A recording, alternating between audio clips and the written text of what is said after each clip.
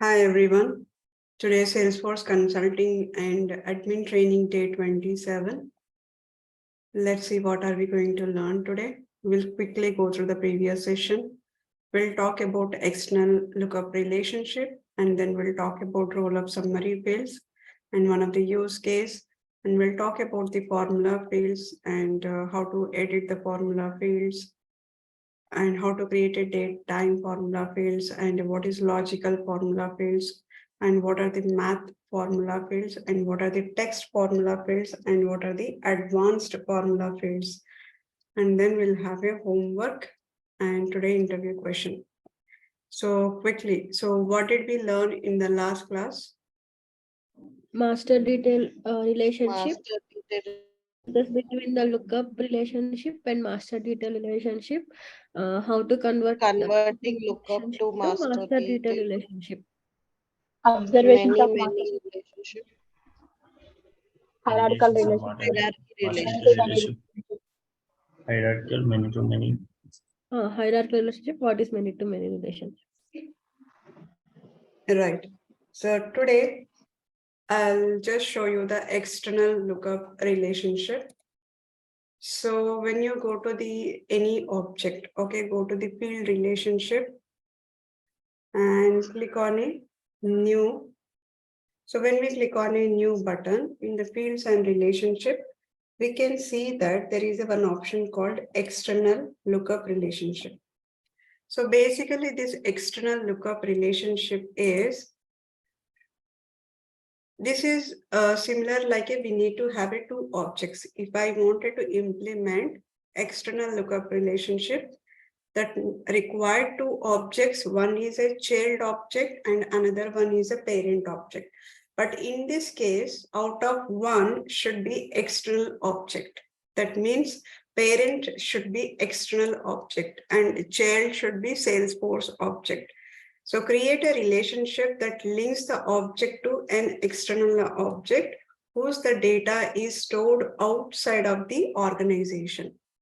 So external lookup relationships are used when you want to connect the Salesforce object, which is a child object, to parent external object. Then we have to go with the external lookup relationship. That means we are trying to bring the external data, at least some kind of a ID or external ID field, not entire data, kind of an external ID field. So if we wanted to store the external ID field that is matching with the external system and we wanted to store that external ID in Salesforce, then we will go with the external lookup relationship. Now, in order to implement this external lookup relationship, you have to first, for example, when you are going to the object manager, and if you click on any object, I'm into the Samskar ID, and click on this account and click on a new object. Sorry, click on a fields and relationship, and then click on a new field, new button. Now let's select the external lookup relationship. Click on a next button. Now what is expected here? It is expecting the external object. It's not expecting the object that sits into the Salesforce. Select the external object to which this object is related. Now, if I choose this, I cannot see any of my external object. I cannot see any of the external object. So in case if you wanted to know what are my external objects, okay, so we have a option, go to the setup, home, and type for external objects. So you will see here all your external object will be stored here. Use the external object to virtually represent the external data as Salesforce object. External objects map to the table in data source outside of the Salesforce org and enables the access to the data via custom tab and search. Example, the object requires the external data source definition. Now, can I see everything from the whatever external or details are there? Not everything, only few which external system has shared the kind of a name or external ID or some sense, not the sensitive information, some information which we needed in order to know in the Salesforce. Only those data we can see. Now, ideally, you cannot find any of the external objects here. Now, if I go to other object, other org, so in this org, if I go to the external object, I can see there are two external objects. There are two external objects which I have loaded it. So one is orders, another one is orders details. If I click on this, I'll not have a complete access to view the data. I'll not have a complete access to view the data. If your external system has exposed most of the details, then only you will be able to see the information. But in this case, I have just installed the package. So from the package, it's created two external objects. Now, if I go to click on this external lookup relationship, click on a next button. When I click on a next button, now the related list, it will show me the two objects that are sitting in the external object. I can see orders and orders details here. Orders and orders details. Now, if I select orders details, now click on a next button. Steps are same. Okay, and here I do not have more security or kind of a similar like a master detail relationship, lookup relationship. I do not have any checkboxes here. It's a simple, straightforward. Just mention what is the field label and what is the length that you wanted to accept here, the maximum length. And then click on a next button. Once we click on a next button, it is going to ask the field level security for the references. So click on next and then click on next. It is going to add the page layout. And this is my orders details layout is the related list, which is going to be added in the accounts. Now click on a save button. Now, once I create a external, how the in the edit structure or in the detail structure, how it is going to show the information. So let me go to the Salesforce. So let's go to the sales application here. In the sales application, what I'll do is I have an account. So let's go to the account object. And now I'm opening the existing one. When I open the existing one, I can see here my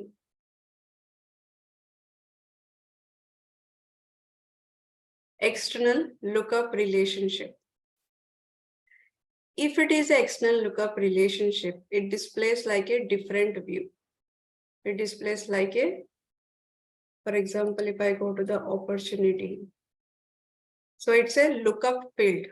Whenever we implemented a master detail relationship or a lookup relationship or many-to-many relationship, right? Hierarchical relationship, we can see the format of the lookup field is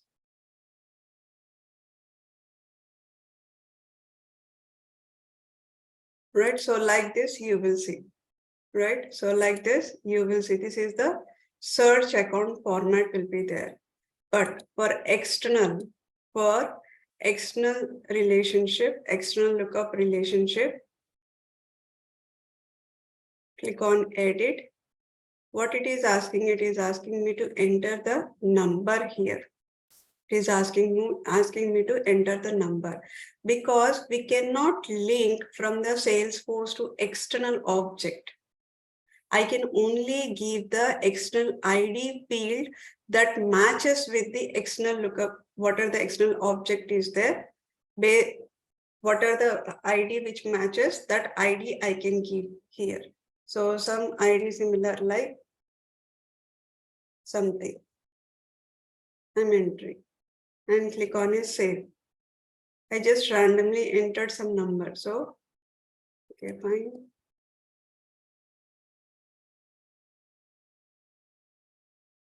Now what happened? It created this as a hyperlink, But when you click on this, you will see this error because this is invalid ID. This is invalid ID.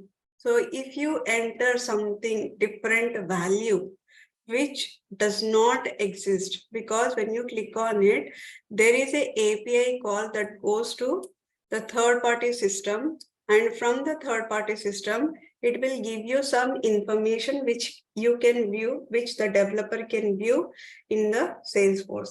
Right now, if you enter any of these numbers, what will happen? It will give you an error saying that this particular, whatever the number that we have entered is a not valid. So that means it's a bad request. This ID is nowhere in the system. So when you are linking the external, when you are implementing the external lookup relationship, make sure you give the external ID which matches into the third-party system. Do not give anything. And this is editable field. Okay, this is editable field. It's not a lookup field, it's a editable text field. So anything we can enter. So we have to be very careful. Whatever the data that we are storing here, it has to match with external system. Now, couple of points.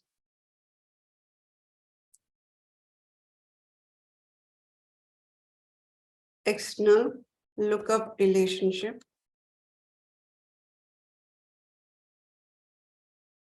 So first of all, external lookup relationship.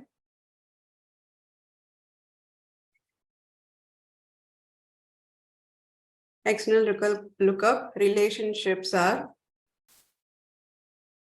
used when developer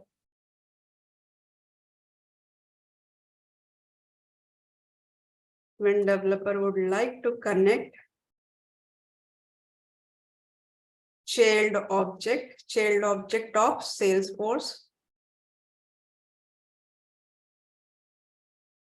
to a parent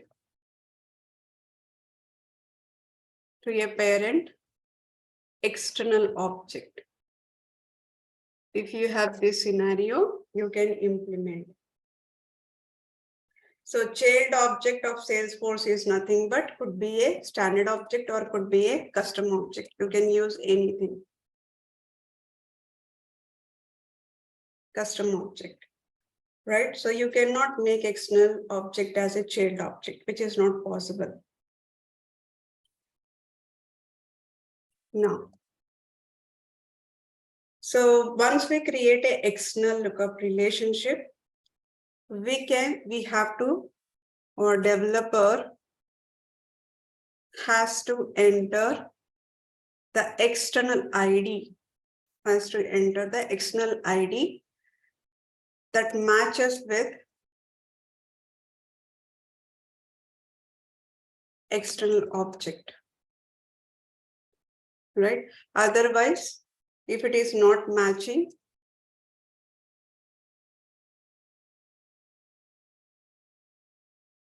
then we'll get a 400 bad request. Then we'll see the error 400 bad request. And so, and the next one is you can use the external lookup relationship. You can use the external lookup relationship if you want to use external data. If you wanted to use external data, like I wanted to store the reference field, external data reference field. If you want to use external data, right? External data, which is called as the external ID. But by clicking on that, maybe you can see some information, not all the information, only few information which we can see. We cannot see all the information. Right? So this is one thing. Now you cannot, if you wanted to practice it, we have a trial head called Quick Start Sales Connect. Okay, so this trial head, when you have to install some package starting of this. So once you install the package, you will be able to see two objects, which is an order object, and the second one is order detail object in the external object tab, right? Now, once you are able to see, now you can implement a external lookup relationship either on the standard object and on the custom object. So let me ping you this.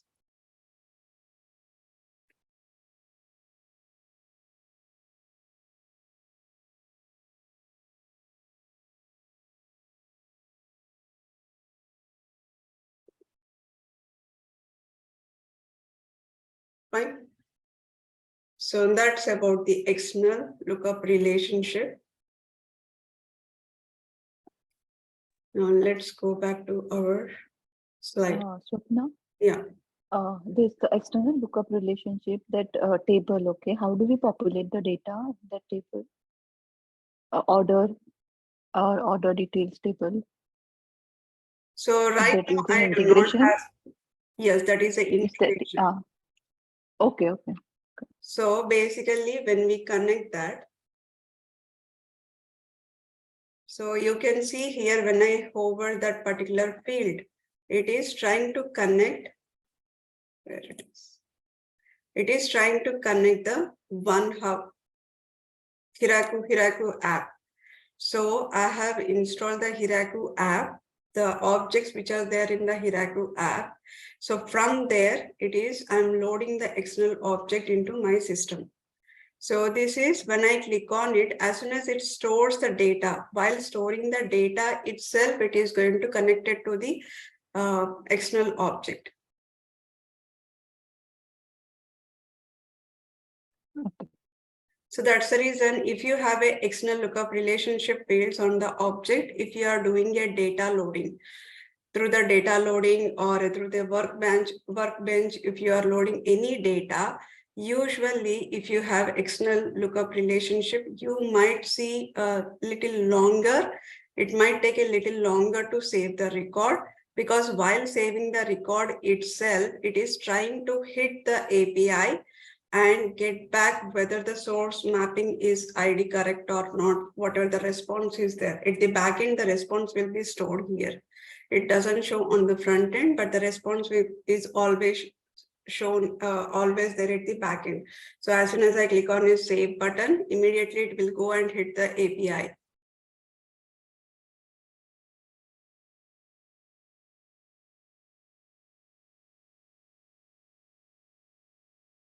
Okay, so next moving on, a rollup summary field. For rollup summary field, any questions on the external lookup relationship before I move on? Swapna, you just mentioned workbench, right? Yeah. But we did not cover workbench, correct? Yes, It's only for data loader, no? Data loader also we did not correct. We did not complete. Yeah. It's just an installation part is done. Okay.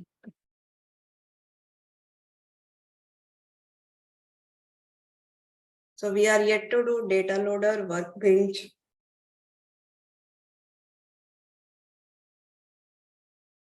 Okay, so the next one is a roll-up summary field. So let's assume that there is a table called position object. So we have a position object. So in the position object, I have a ID, name, location, maximum budget. Assume that in the position object, we have a records. So like one record is Java developer, where the budget is 14 lakhs. And another position is for the manual tester. It's in Hyderabad. It's 11 lakh maximum budget. And there is another position, SFTC developer. This is for the Bangalore, 16 lakh. And Java architect, Chennai, 20 lakhs. And then SFTC admin, Chennai, and 13 lakhs. So these are the open positions that are available right now in the position object. Now, once these positions are open, there is another object which is called as a candidate object. The candidates are started applying the position, right? So they have started applying the position. So that means there is Jyoti is applied for a Hyderabad location and Ram Gopal is applied for a Bangalore location. Sivita is applied for Chennai location, Akash is applied for Bangalore, and Shailaja is applied for Hyderabad. They have applied it, but for which position they have applied it, how can I know that? We have to link whenever we are creating the candidate object. During that time, we have to fill Jyoti is applying for Java developer. Okay, so here candidate is might apply for the multiple positions. So that's the reason here the child is candidate and here the parent is position. Now Jyoti is applying for which position? The Java developer. Ram Gopal is also applying the position for Java developer. And Sibita is applying for Java architect. Akash is applying for SFDC admin. And Shailaja is also applying for SFDC admin. So they have applied the positions. Okay, they have applied the sent and resume and they have applied for those positions. Now, in between this, there is a relationship is there. So that's the reason we can able to link the candidate record with the position record. So assume that that is a master detail relationship. Okay, we have a master detail relationship. Using the master detail relationship, we are able to link the candidate object to the position object, right? Now once it is linked, that means we know that Java developer, how many members are applied, and SFDC developer, how many members are applied, Java architect and SFDC admin, how many members are applied. So now what I have to do is I need to go to the candidate object and look at Java developer, which is a P001. So P001, there are two members has applied. So that means 2 members are applied here. P002, nothing is there. Nobody has applied for 002. And 003 also nobody has applied. Whereas P004, 1 member has applied it. 1 member has applied. So, and P005, 2 members are applied it.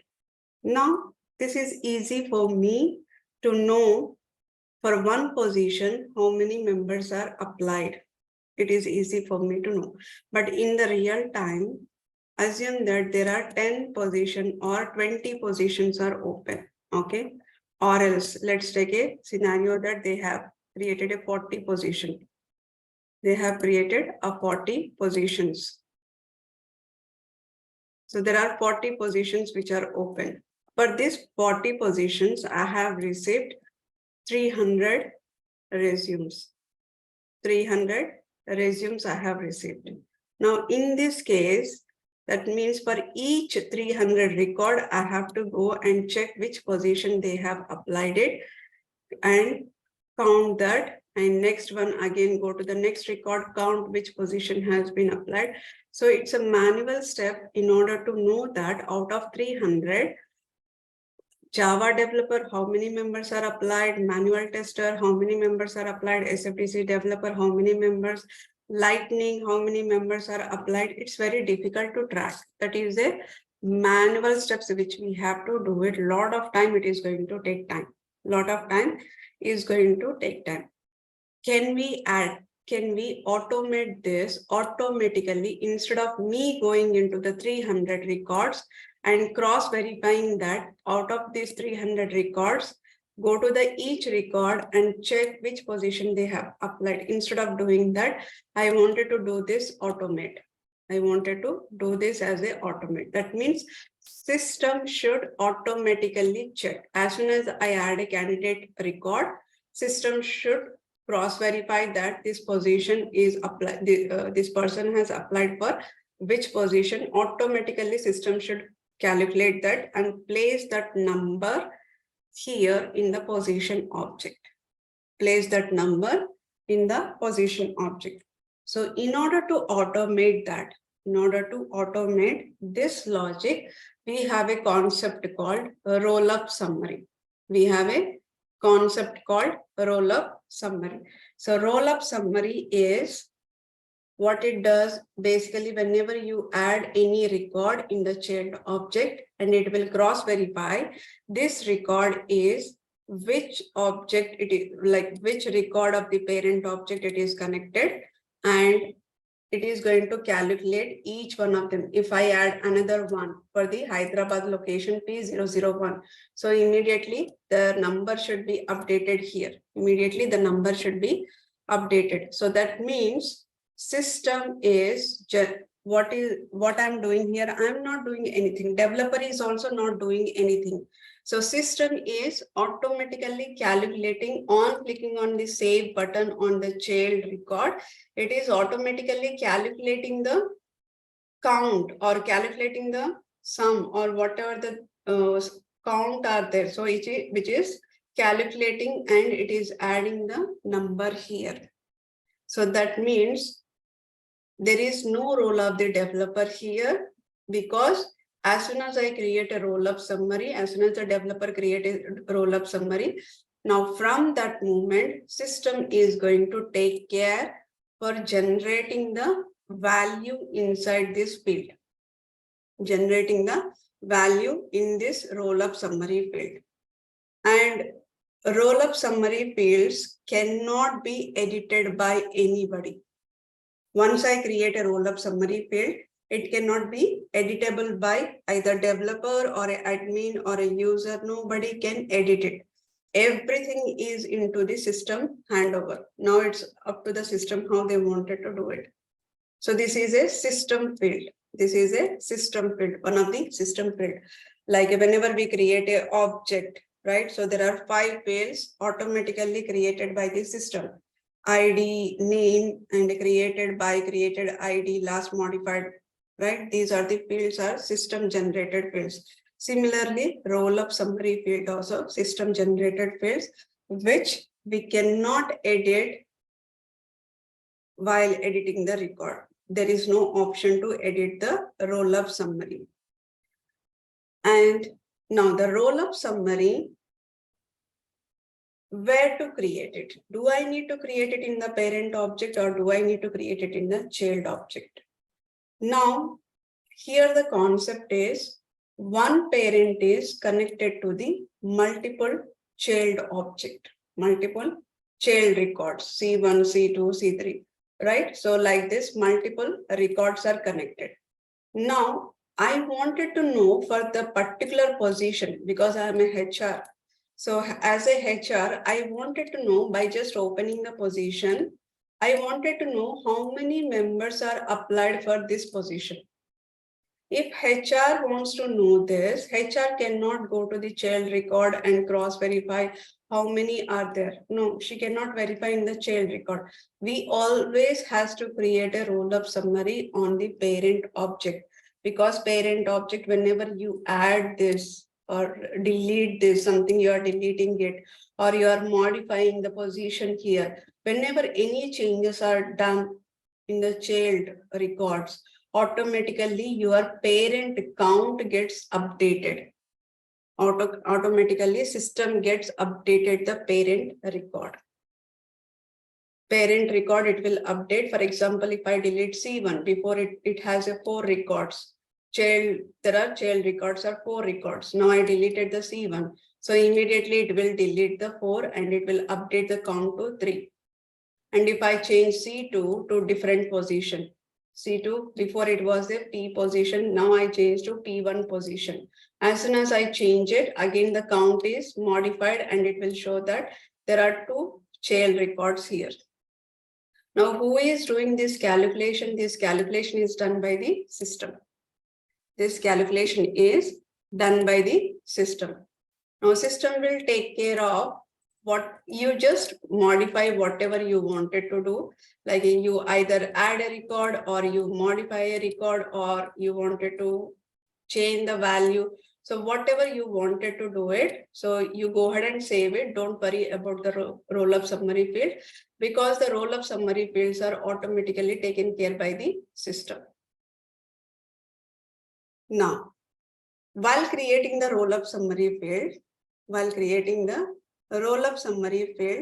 we have a few aggregations. That means few aggregations means like if I'm doing a mathematical operation, like normal functions, like a mathematical functions, like we have a count. Count is nothing but count all the records. Count all the records. And then we have a sum of, if I wanted to provide any field here, so just sum it, like for example, annual revenue. Whatever the child records are containing the annual revenue, just sum up all the child records of annual revenue and place it into the account object. Similarly, we have a minimum. So basically it is to find out the, like which one is the minimum and the maximum value. So these are the 4 things which we can use it for the roll-up type. So this is also called as a aggregation. So while creating the roll-up summary field, it is going to ask me that, do you want to go for a count? That means, is your requirement is a count? Just get the count of the records. Or is your requirement is you wanted to sum up the amount, then go ahead and use. So like that, based on the requirement, we will be selecting one of this aggregate function. So here we will be creating in the parent object, we will be creating a field called a roll-up summary field, just selecting the data type as a roll-up summary field. So assume that this is a count of the records. So what I'll do is system will, as soon as I create the roll-up summary field, now that moment onward, system automatically get the count of it and it will place it here. So while creating the roll-up summary, it will ask which aggregate function do you wanted to go for it? Do you wanted to go for count, sum, min, or max? So these are the roll-up types. So based on this, you will get the result here. If you say count, then you will get a count. So right now, P001 position is applied by 2 members. And P002, nobody has applied. P003, nobody has applied. P001, 1 member has applied. And P005, 2 members has applied. So this is roll-up summary. So which will automatically done by the system. Now, any questions before I move on? Is the functionality is clear on this roll-up summary field? Swapna, one question. Like, for example, one parent is having multiple childs, right? So how many roll-up summary fields I can create? Yeah, so we are going to discuss that. We can create maximum of 25 roll-up summary fields. So we will be discussing that. One more thing, Swapna. Is it necessary to create in only parent object roll-up summary field, or can we create for child object also? For master detail relationship, so first of all, roll-up summary is available only for the master detail relationship. Now, if you want to create a child, okay, if you want to create a child set, you cannot get the count of the child records, right? It is not possible to create a roll-up summary on the child. It is only possible at the parent level. Yes, actually, when I thought for different scenarios, I couldn't get for child, so that's what I asked for. It is any possibility or not? Thanks, Swapna. So, Swapna, this roll-up summary will have only numeric field data, right? Only numeric fields we can do roll up on. Right. So we'll see that practically. Okay. So as I have explained, roll-up summary fields are the read-only system generated fields whose values will be generated by the Salesforce system based on the roll-up type selected by the user. So that's what we have discussed. And this roll-up summary field cannot be editable by developers or users or anybody. And roll-up summary field will summarize the child records into the various groups based on the parent record. So if you want to summarize it, or if you wanted to get the count of the child record, so which we can do it based on the parent record ID. And we have a different type of roll-up type or aggregate functions. So those are count, sum, min, and max. And once the operation has been done, then it will represent the result on the parent record inside the field. And roll-up summary field, you cannot see on the edit page layout. Roll-up summary field is only available on the detailed page layout, because on the edit page layout, we cannot see this. We cannot edit this, right? So that's the reason we cannot see the roll-up summary field on the edit page layout. So Salesforce supports the below 4 roll-up types: count, sum, min, max. Now count is nothing but it will count the number of record exist in the group. Sum is nothing but all the values that are exist in the specified value, it will sum. That means addition. So this can be currency, number, or a percentage. And minimum value, it will find out the least. It will find out the least value in the specified field. What is the least value for it? So the type it is going to accept is currency, number, and data type. And the max is the highest number, highest value in the specified field. Now, master roll-up summary field can applicable only on master parent object in master detail relationship. You cannot create it on the child record. And per object, we can create maximum of 25 roll-up summary fields.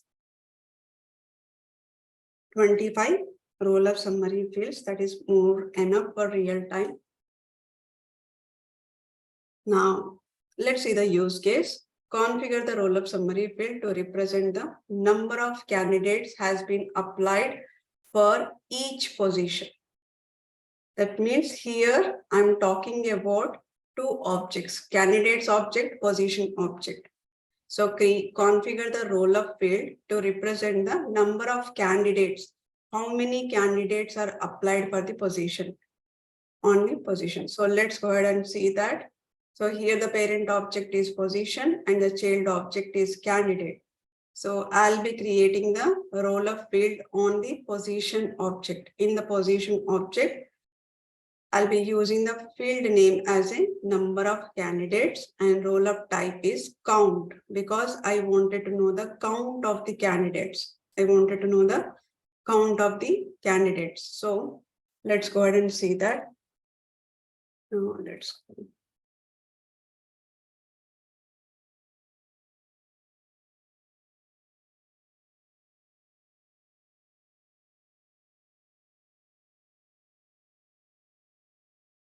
Okay, so we need a position object here. So let's go to the positions.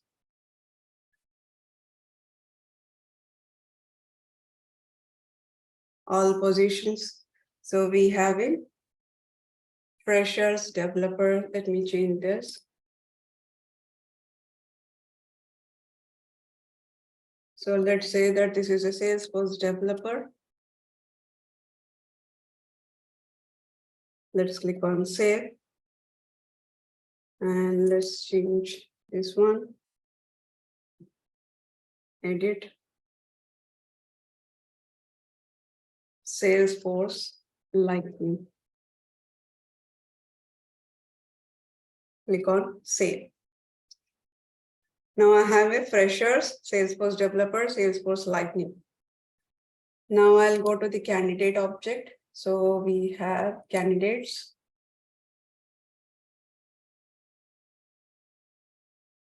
So far there is only one candidate. Let me update the list view.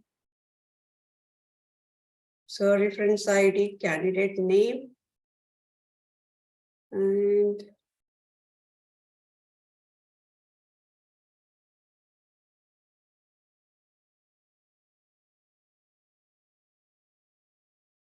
location. Click on save.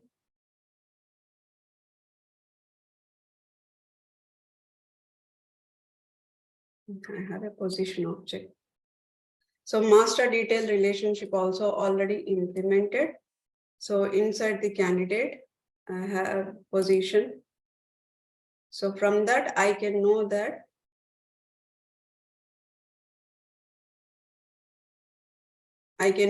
which position the candidate has applied. Okay, so right now, Salesforce developer is one person has been applied. So let me clone this.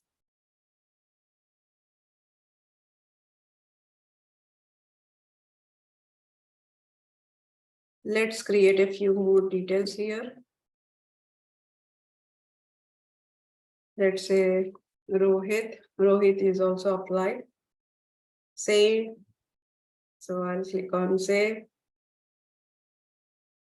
Position is a Salesforce developer. Click on a save. And let's clone. Shailaja has applied for, let's take Salesforce Lightning. Click on save. Okay, let's take clone it. Shankar applied Salesforce developer. Let's click on save and then clone it.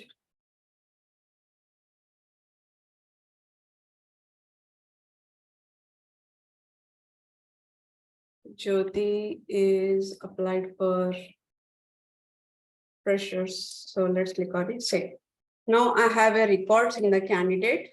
So there are 5 records are there.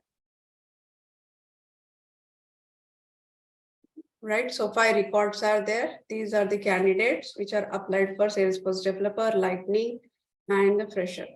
And what I'll do is I'll go to the position object. In the position object, we have a 3 position. For each position, I wanted to know how many candidates are applied for this position. So I'll go to the object.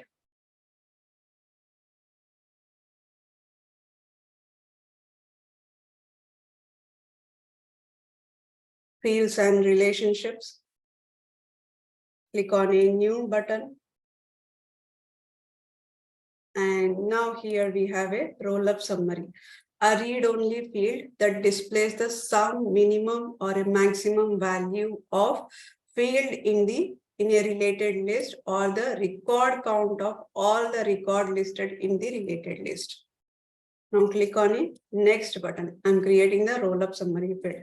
Now I wanted to create number of candidates. Number of candidates and click on it next.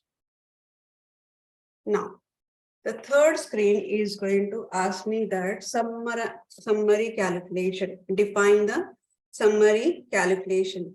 This is my master object. Position is master object.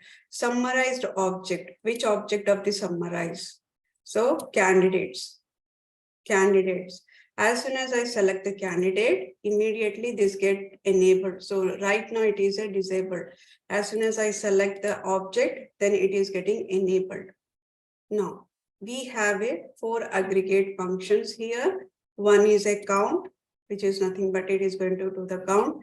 If I say sum, then it is going to ask me that which field do you want to sum up? Like it is going to only give me the currency or a number, right? So those details, percentage, those details it is going to give.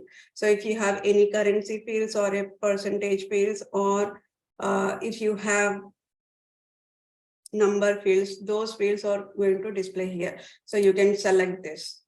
Or else, if you wanted to know minimum, so for minimum also it is going to ask me that date, city, CTC, and the number, date also it is going to ask.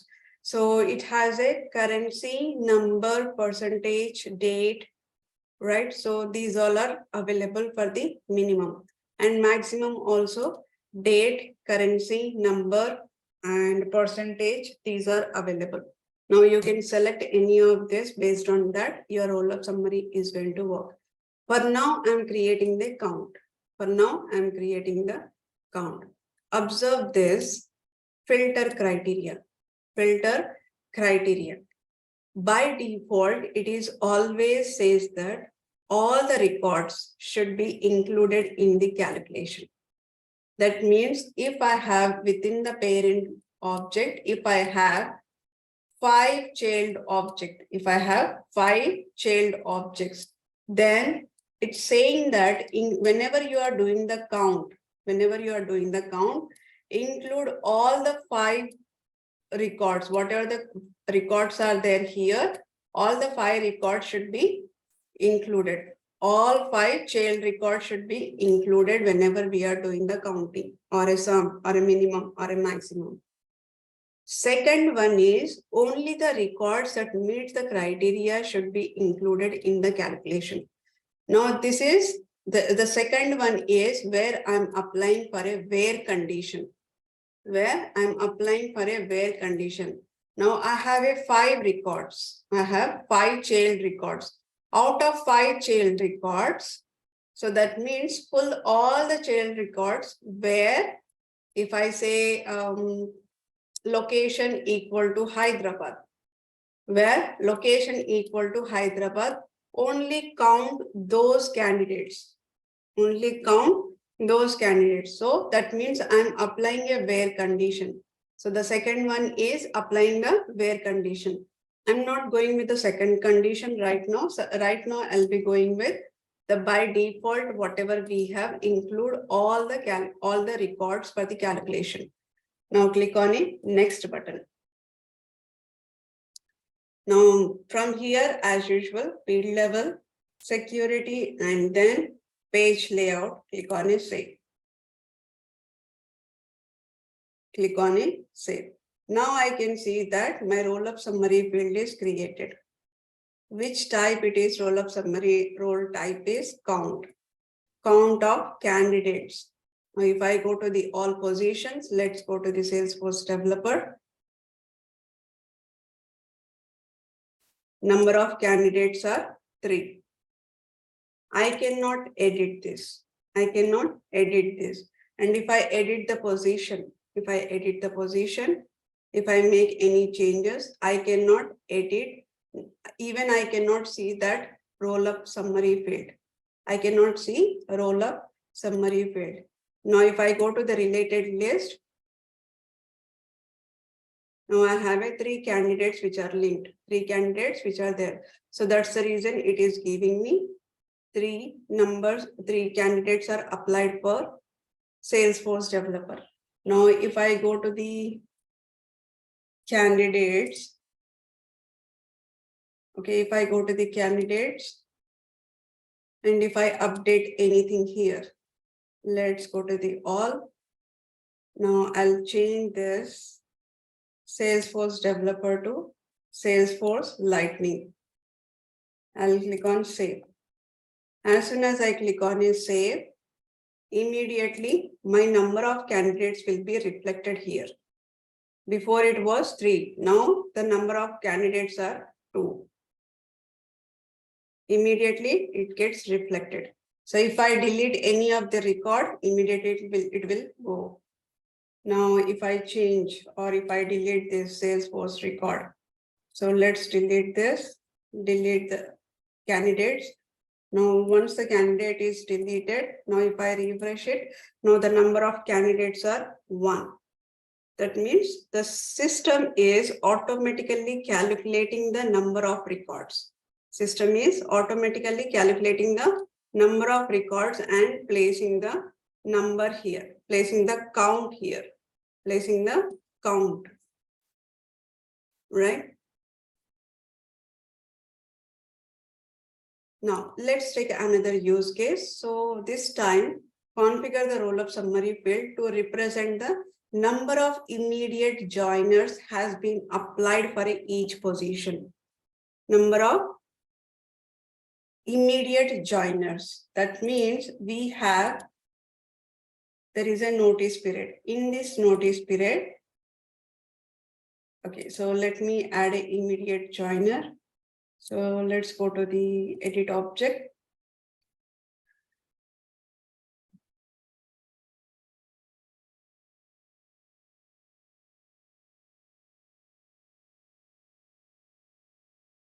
Fields and relationship. Now let's go to the notice period. So we have an immediate joiner. So let me add new record, new value.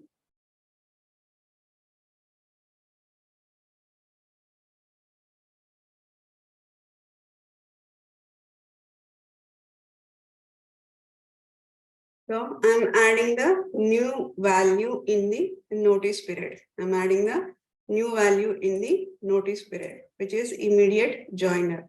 So click on a save button.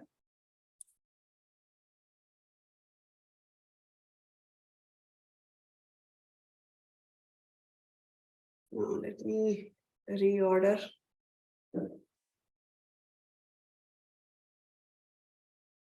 Let me push this to top and click on it, save. Now I'll edit this, not this one, the notice period.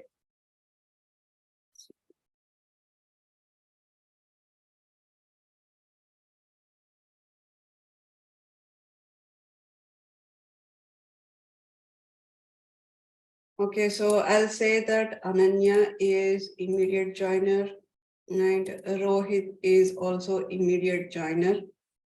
And then we have a Salesforce developer. Salesforce developer. Shailaja is also Salesforce developer, but I'm not keeping the immediate joiner. Right? So position is 3 position. Salesforce developer position is applied by 3 members. But out of that, 2 members says that immediate joining and 1 member says that 15 days. 15 days.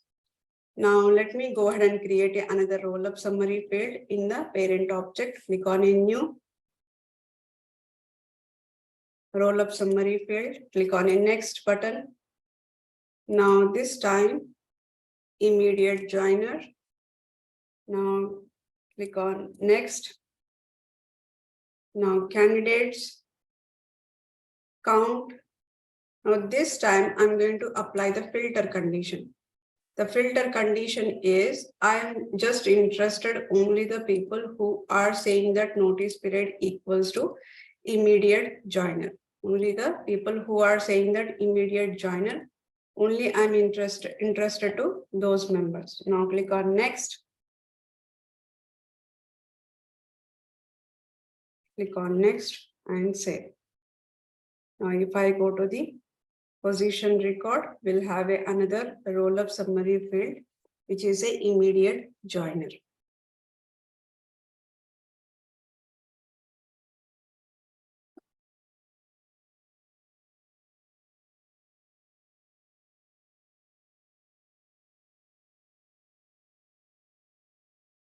Now, number of candidates are 3 members, right? But immediate joiners are only 2.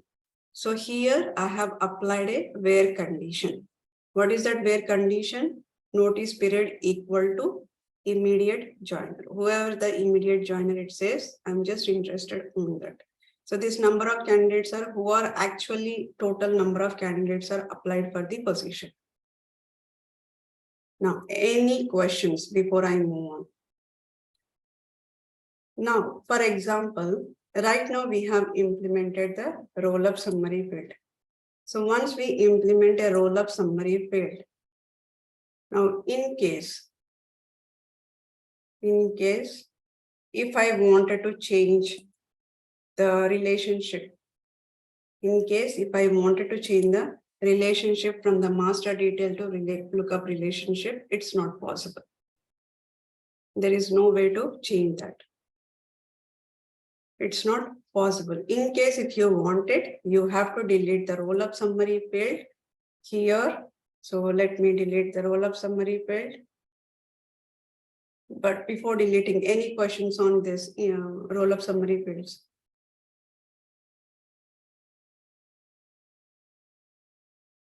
Okay, so let me delete this. So I'm deleting the immediate joiner. And also I have another roll-up summary field, which is a number of candidates. Now I have deleted the roll-up summary field on the parent object.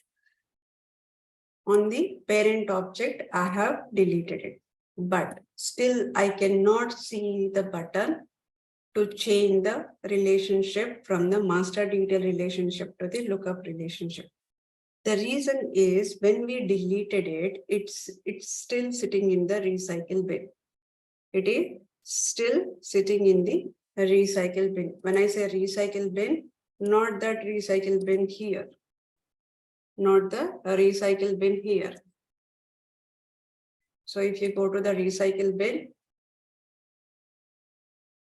you cannot see the field here. This is only for the record. This is only for the record, whatever we have deleted. But where did it go when I deleted the roll-up summary field? It's sitting somewhere at the back end, but how can I know that where it is actually sitting there? Now, instead of going into the Lightning, it's easier for if you switch it to the Classic. Switch it to the Classic and go to the Setup, Object, and go for objects here, then search for a position. Now here in the custom object, you see there is a one option is called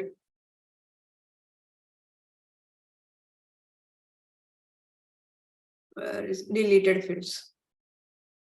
In the custom fields and relationship, you see here deleted fields. So if you click on these deleted fields, you will be able to see whatever you have deleted the roll-up summary field, you can able to see this. That means it is sitting there. This will be there for the 15 days. After 15 days, you can see that there is a change field type option will be available here. But immediately it will not impact. Immediately it will not able to see. Now, in case if you wanted to see that, erase it completely. So that means delete it completely, even from the delete. That means permanently delete these fields. Permanently delete these fields. Click on it, delete. Now go to the candidate object and click on it, refresh. Once you click on a refresh, you can see the button, change field type. Change field type. Now you can change from the master detail relationship to the lookup relationship. Right? So in case if you think that roll-up summary field is not mandatory, go ahead and delete that completely and then move it to the lookup relationship. Ma'am, rollup summary field will be creating only on a parent object or like on child object? Only on parent object. Parent is trying to find out how many child records that I have.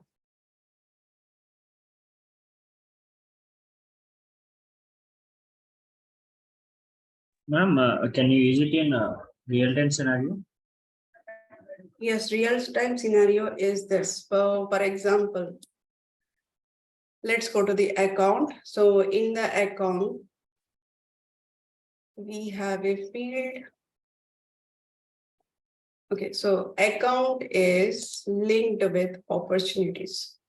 Account is linked with opportunities. If I go to the opportunity record, in the opportunity, we have a something called annual revenue. We have something called annual revenue. Now, if I go to this particular account, so client is very much interested instead of going into the opportunity at the business level, at the business account level. I wanted to know how much revenue that we have got it for this quarter or the last quarter or this year, how much revenue that had gone to this business. So they are more of interested. In that case, what you can do is you can take this amount. Now in the sales, this account has a related list of opportunities. Right, this is a contact and we have a 3 opportunities are there. So for them, it is difficult to calculate the amount for the each account, how much revenue is got generated, how much revenue got generated. It is so difficult for them to identify. So what they will do is they will request us to create a roll-up summary field on the account. On the account, as we have discussed that account and opportunity are lookup relationship, but we have a flexibility to create a roll-up summary field. That is an additional feature which is given by the Salesforce based on the client request. So that was added based on the client request, client input. So initially client has given the input to Salesforce. Based on their information, they have added the roll-up summary field. So here what I can do is I can say that annual revenue.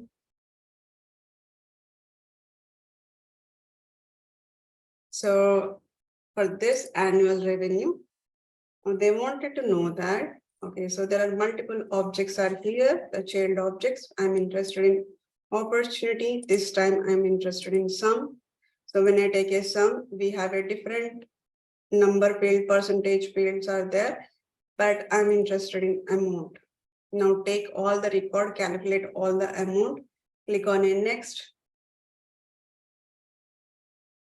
And then we have a field level security, click on a save. Now, if they go to the business account, and when they are reviewing the business account, they can easily see that how much revenue got generated. And even when they generate a report also, they can directly generate it onto the account object, right? So on that, I can see that how much revenue got generated. How much revenue got generated for this particular business. So like this, they in the real time, they will be asking us to create this type of roll-up summary fields.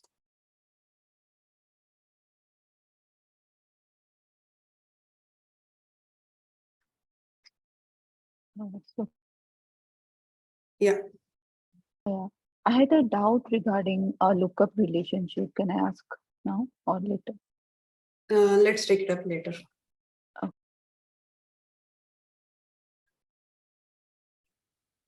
Okay. So regarding the roll-up summary field, any questions? If two objects like they are in lookup relationship, like we want to like have a roll-up summary field between them, so that we need to convert them into master detail, and then we need to do as a roll-up summary field, right? Yes, if you wanted to go with the configuration, then you have to convert that into the master detail relationship. There is other possibilities are there, but those possibilities through the code. Okay. But if you are looking for only configuration, yes, that is the way. Or else you can go with the lightning flows. So lightning flows also you can implement the roll-up summary if you have a lookup relationship. That is another way.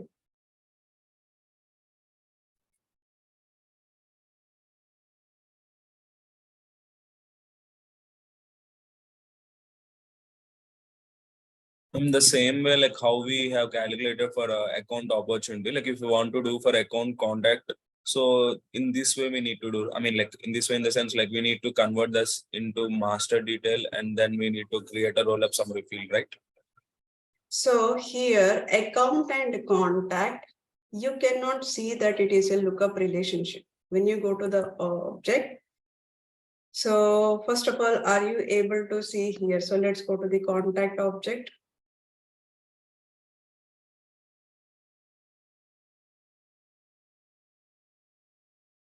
So when you go to the contact object, let's go here. Now this is the lookup field. Click on this. Edit it. So when you edit the standard object, two different standard objects, we cannot change that. We have already discussed that when I have a child object as a standard object, we cannot change to any of the relationship. These are the standard relationships. You cannot convert account and contact to either lookup or a master. You cannot do that. Okay.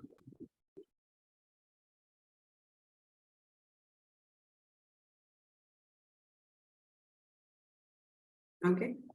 So that's what we have created. Parent object is position. This is already done. And the homework. Configure the roll-up summary field on the account object to calculate the total revenue generated by the customer. Okay. Instead of taking the total number, I would suggest take the different one. So when you go ahead and create a roll-up summary field, you will see expected revenue. There is a expected revenue on the opportunity. So calculate that expected revenue. That means summarize the expected revenue. So here the parent object is account and the child object is opportunity. So you need to create a roll-up summary on account, which is a sum of expected revenue. Don't take the amount. So roll-up field is on account object. How many roll-up summary fields can be created per object? 25. 25. What are the different aggregate functions while creating the roll-up summary field? Count, sum, minimum, Max. maximum, minimum. Right. Which object should we create a roll-up summary field on, parent or child? On parent. Can developer edit the roll-up summary field? No. No. Okay. So let's move on to the next topic, which is formula field. Now let's assume that formula field. What is a formula field? Why we need the formula field? So let's understand a little bit about this. Now, as we have discussed, there are different records like a account 1, account 2, account 3, right? So account 4. Assume that there are 4 records already there. 4 records are account records are already there. And just now we have seen that there is an annual revenue is there, right? So for example, for account 1, its annual revenue is 20 lakh,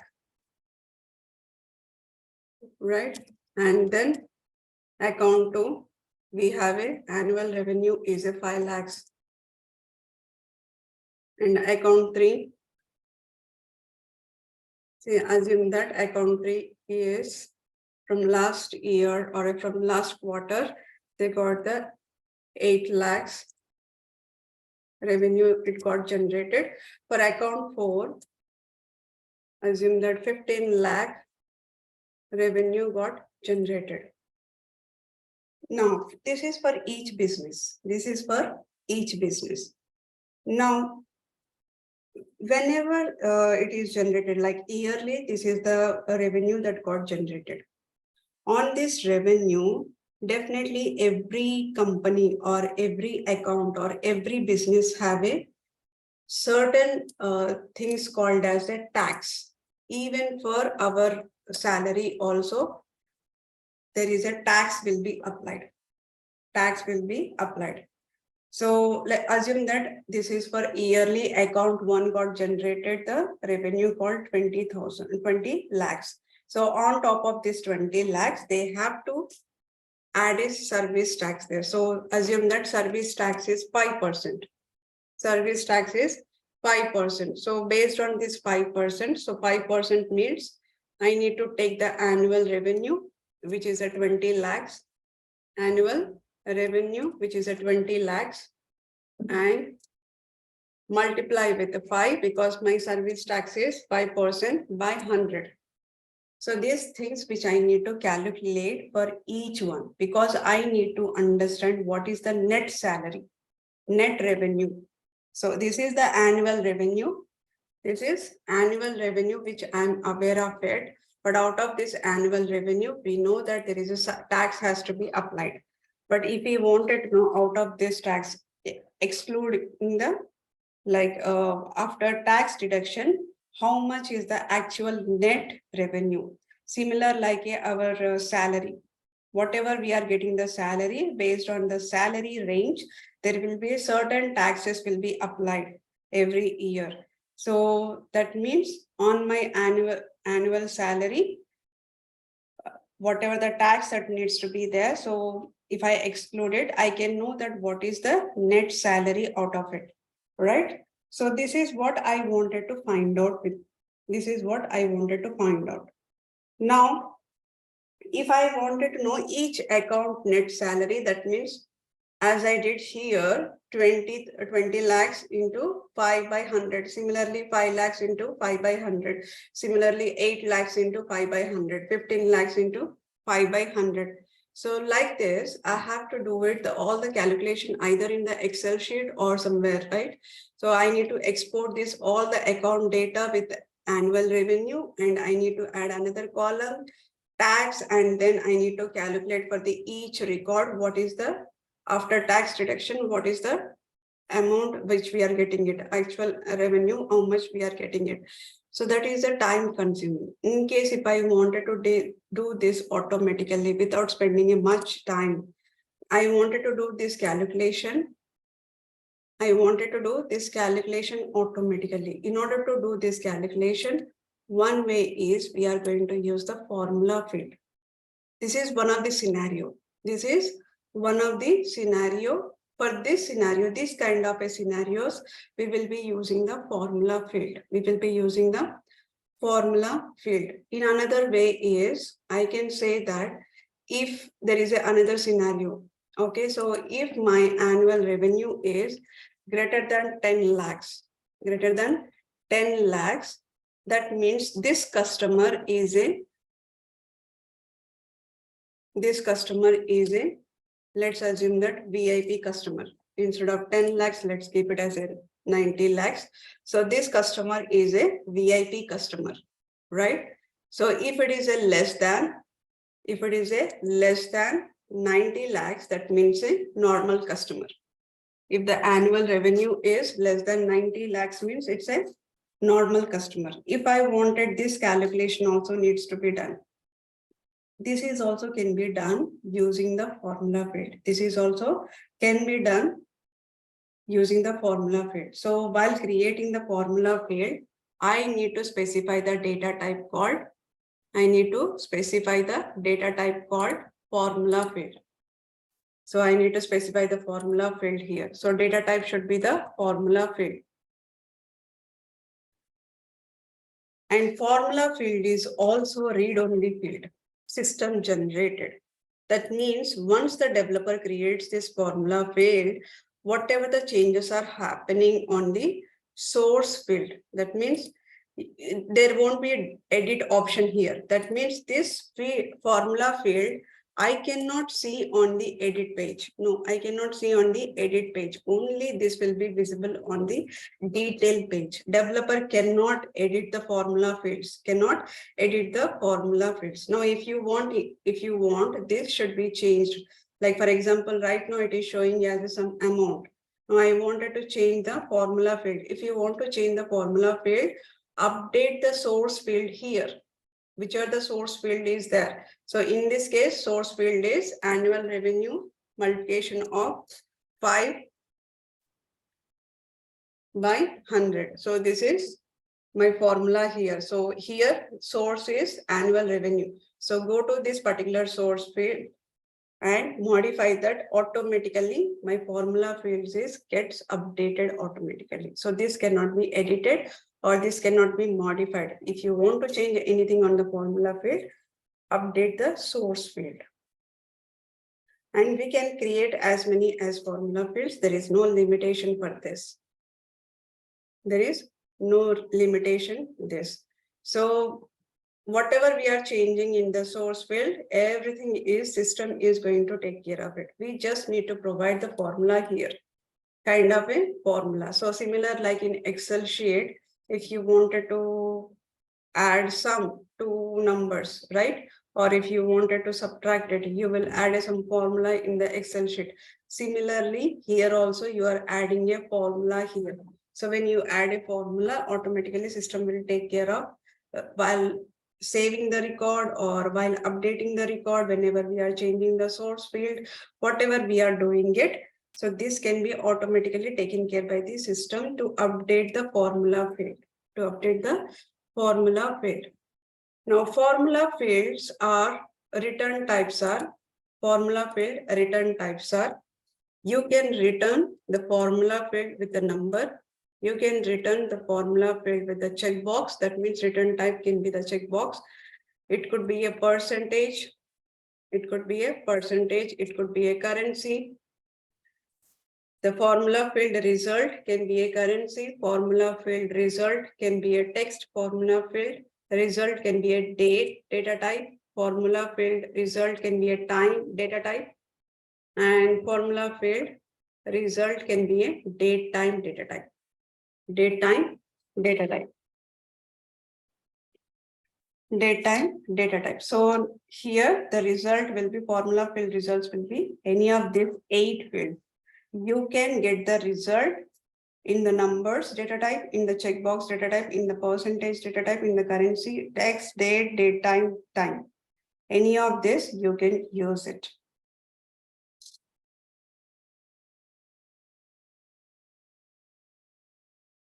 Now let's see the use case.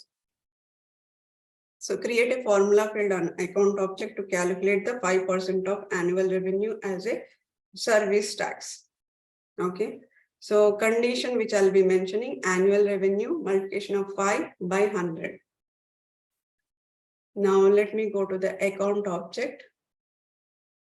So this is the contact object. Okay, so let's go to the account, fields and relationship. Click on a new button. When I click on a new button, we can see here formula field. Click on a next button.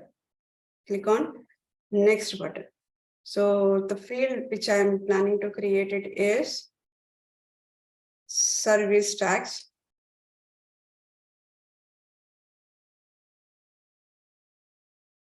Service tax. Now here the service tax will be, either you can print it in the number or you can print it in the currency. So let me take the currency. When I click on this currency, it is automatically showing the decimal places. So it's up to you how many decimals if you wanted to take. For now, I'm taking the 0 decimals and clicking on next button. So when I click on next button, so the first thing is that, okay, so we have seen this. So can create a one or more formula fields in the object. Upon changing the source field value, the formula will be get recalculated and will represent the new value inside the field.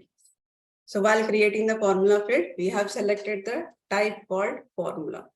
And then the second screen was, it was asking me to select the result, which one is the result that you are expecting out of this formula field. So out of these 8, you can select any of them. For current scenario, I have selected the currency. Now the third one is for formula editor. In the formula editor, you have two flavors here. One is a simple formula and the second one is advanced formula.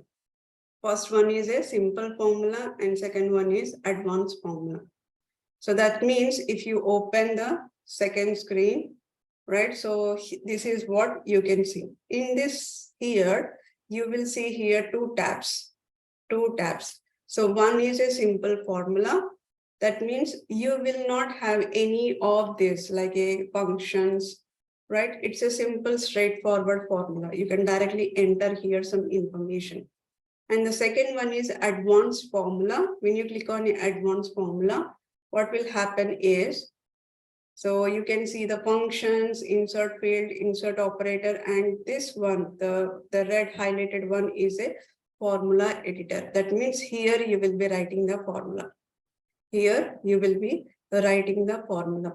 with the help of functions. When you click on the advanced formula, you can see the different functions are available here. With the help of functions, you will be writing the formula field, and you can also check the syntax. Like once a formula is you have entered, you need to cross verify whether the line is correct or not. Is there anywhere comma or closing bracket or open bracket, something is missing? Or if I wanted to check whether the logic is written perfectly or not. In order to do that, we have something called check syntax.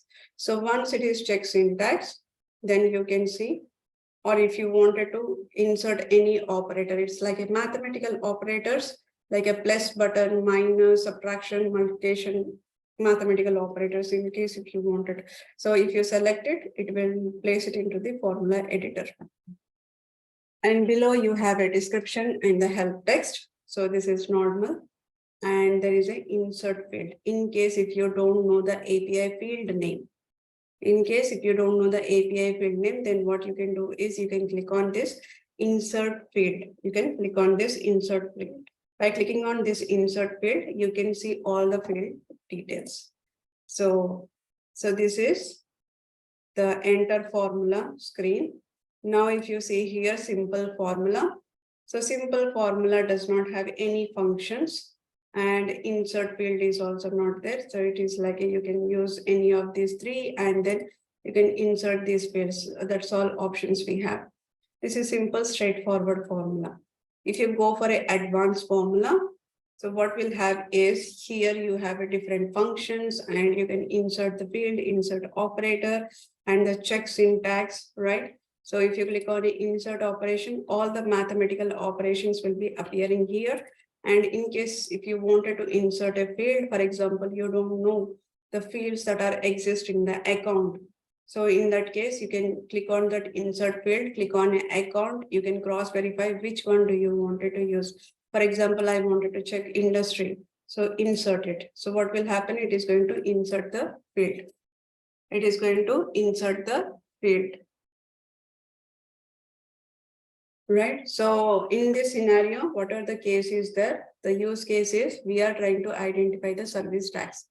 For the service tax, we need annual revenue. Okay, we have two annual revenues here. So I'll take one. So this is the currency. Okay, this is the standard one. So I'm going to take the standard one, click on insert. Okay, now multiplication, add the multiplication, then add 5, and then close bracket.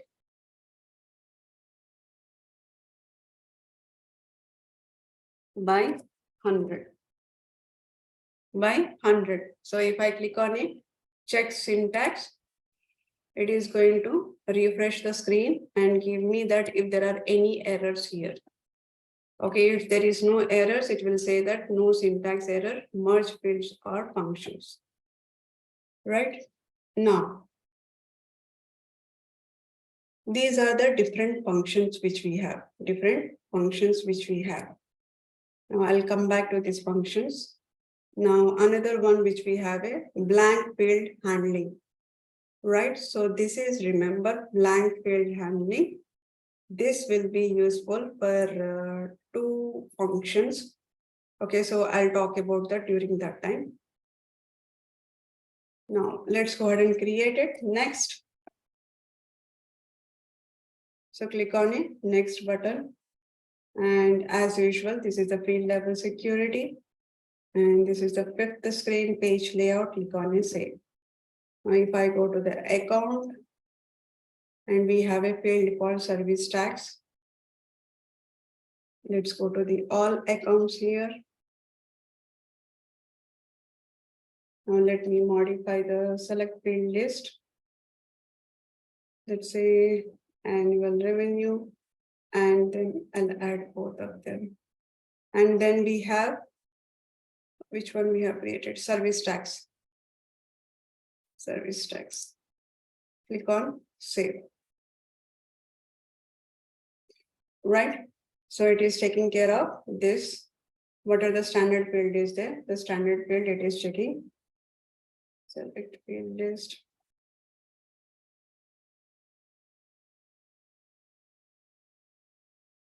Okay. So here it is checking the annual revenue and what is the service tax. Everything it is calculated for the all the records at one shot, right? So now if I export this record, I can know that what is the annual revenue, what is the service tax which I can know. Now, in case if I wanted to know net salary, net revenue, so that means annual revenue minus service tax. If I wanted to know after this deduction of the service tax, how much is the actual annual revenue? If I wanted to know, I just need to do annual revenue minus service tax. That is another formula field. That is another formula field. So I can simply go ahead and create another formula field saying that net revenue. So click on a next. Let's say that net revenue. Now this is also currency and click on next button. Now the third screen is which we have advanced formula and simple formula. Now here the functions, we have a different functions here. One is a date time and the next one is a logical and then math text advanced.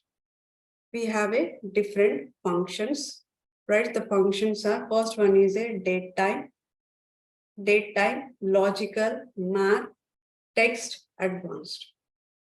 Now in date time, if I selected date time, all the date time related one is going to display here. Okay. Now if you wanted to know more about this, if you highlight this, it is going to give me that what is the use of this particular function.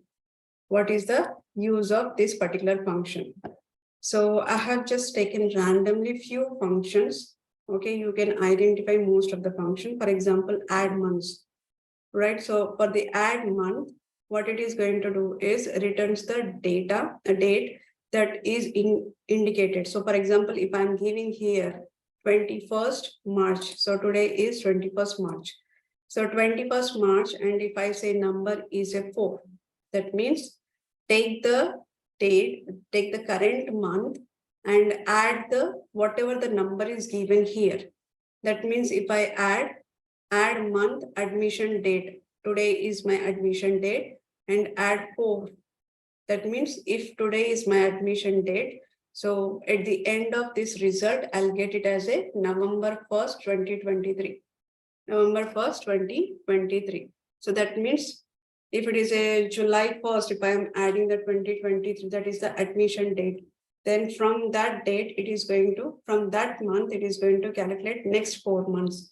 So whatever the next 4 months are there, it is going to be added. So that means we have a current month plus 4. This is the calculation which I'm going to get it. This is the calculation which I'm going to get it. Like this, we have a different date time methods like a month, the date. I'm providing the date here. Date is kind of a complete information, DDMMYY. So from the date, I'm going to get only the month. I'm going to get only the month of it. So that means month today. So that means today is, this month is March. So it will give just a 03. Like this, we have a date. So it is going to give me the date. What is the date today? So if I give day today is 21. Right? Now, like this, we have a substring. So substring is basically, we have substring here. So substring is, what will happen is, for example, if I'm providing some long text, I'm providing long text. Let's say here Salesforce, I'm providing Salesforce developer, I'm providing here the long text. Out of this Salesforce developer, I'm only interested from the starting of till this point. I'm only interested till this point. Or let's say that I'm interested only this. That means 5 character I'm interested. So you need to provide, you need to substring is nothing but you need to provide what is your string. String is Salesforce developer. What is the starting position? Starting position should be from the first, or let's say if you are taking from the fourth, you can use it fourth. So right now I'm taking it from the first and end. So let's take a 4 characters. Okay, so that means whatever we mention here. So in this case, I'm mentioning the welcome to Hyderabad. This is my string. So starting position I have mentioned as a 4. So 1, 2, 3. This is the 4th position. From the 4th position to till the I have mentioned here what is the number of characters which I wanted to take it. That means from here, how many characters which I wanted to take. So 5 characters I said. 5 characters I said. So that means including the space also. Including the space. Let's say here Salesforce 1, 2, 3, 4, 5. And sixth position, starting position. Okay. And 1, 2, 3, 4, 5, 6. I need again, okay, 7 characters. Let's take a 7 characters. That means starts from 5th position and continue for till 7. That means it is going to give me the result of force hyphen D. It is going to give me the result of force hyphen D. So substring is always what is the starting position and how many number of characters that you wanted me to count it. So before giving the output. So the number of characters we have to specify there. And the next one is a today. It's you all know that it is going to print the today's date in format of MMM, DD, YY. And the year, it's definitely it is going to take the, if I provide the today, so then it will be going to give me the year there. It's going to give me the year.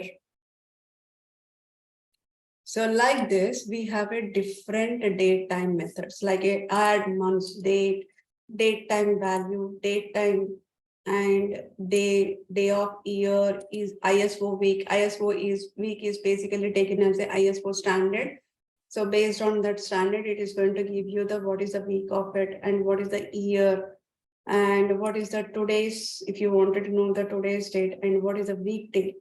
That means if you have given the date today, so based on the date, what is the week like? Is it a Sunday or Monday or Tuesday? It is going to give you that. And year, it is going to tell me the year. So this is what we use it for the date time. Okay. Date time, what we use it for the in the real time.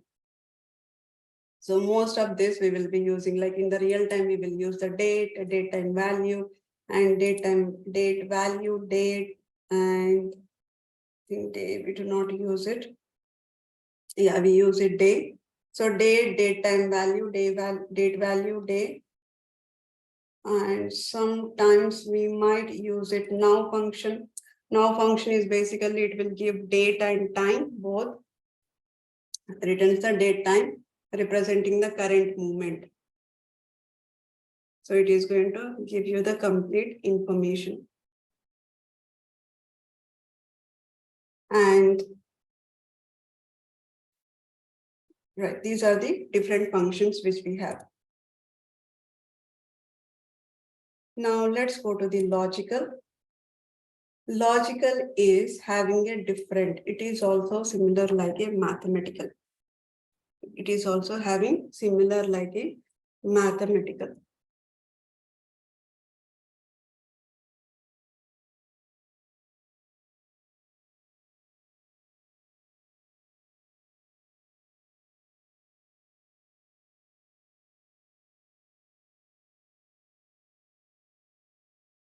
Okay, so in this case also it is a mathematical, like a AND condition, blank value, case, if condition, is blank, is null, is number, not, null value or condition, right? So let's see a few of them.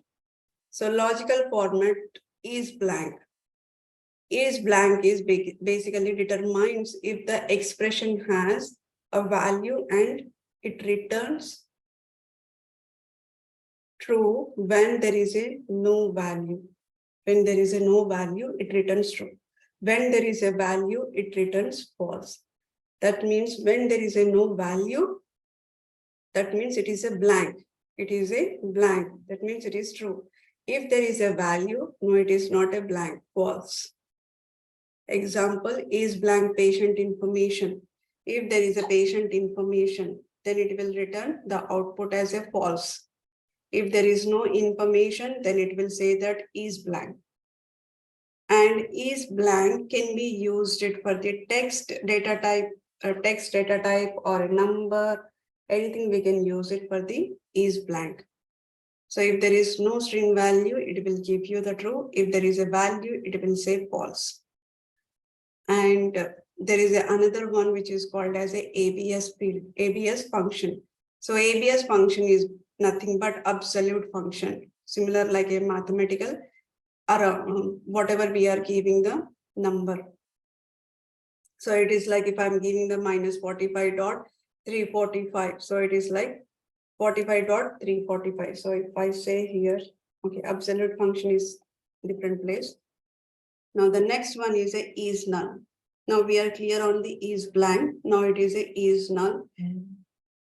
Is null is going to check the expression only for the numeric values.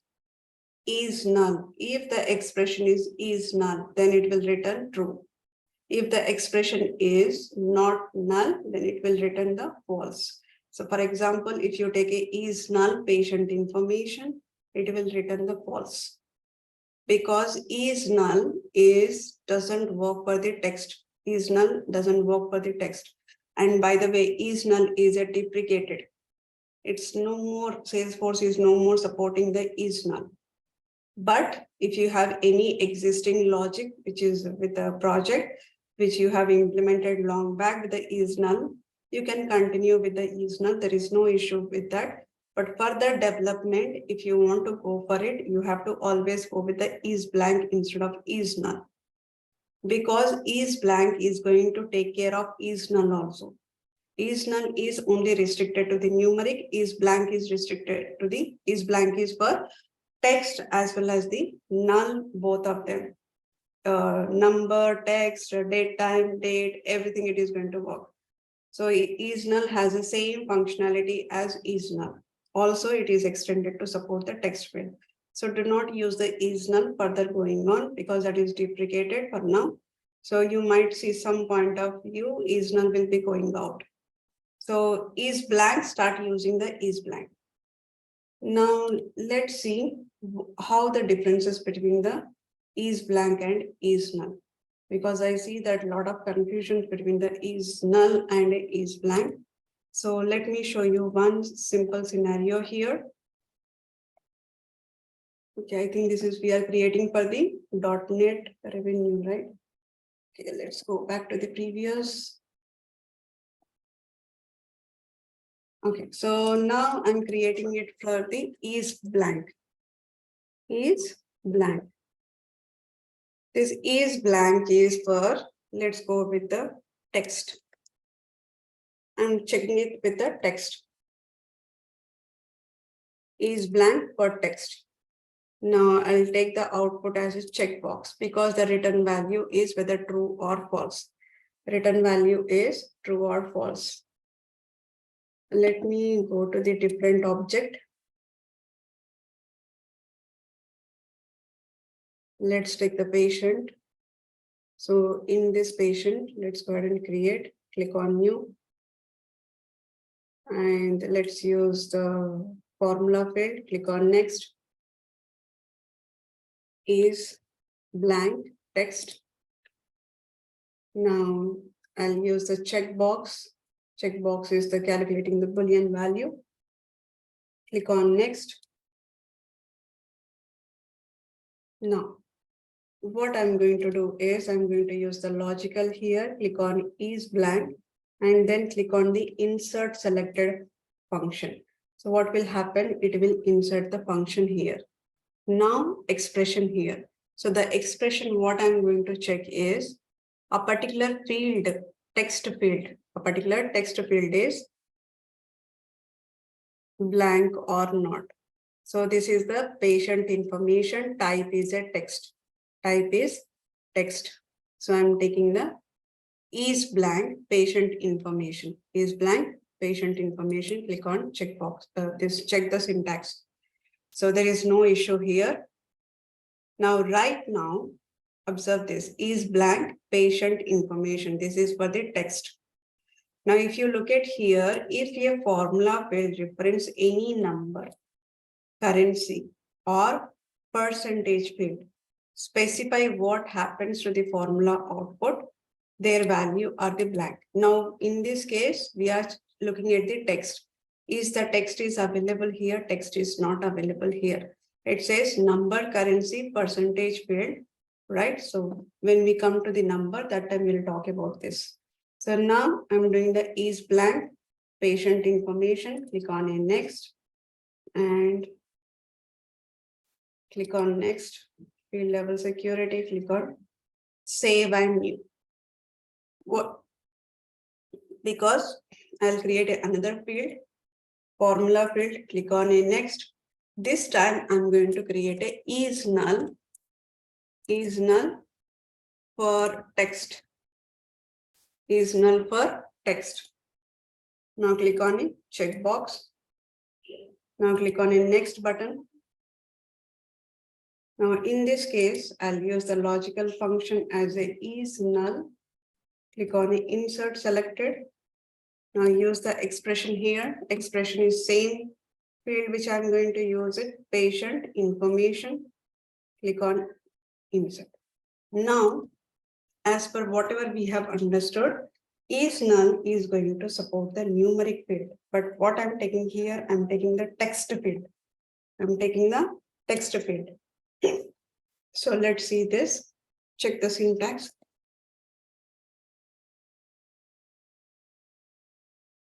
Perfectly fine. Click on it next.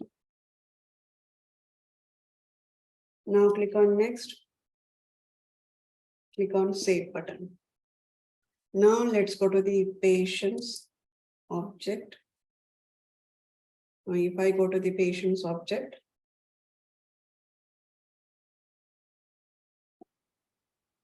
now I have one record here. Right, so here I have a patient information. Is there any data here?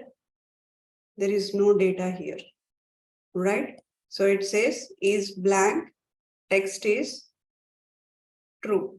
That means there is no data. But is null for text, what it is saying that is null for text, it is saying that false. There is no null value here. There is no null value here. It's a blank. It's a blank. So blank cannot be considered in the null. Null cannot take it up the blank one.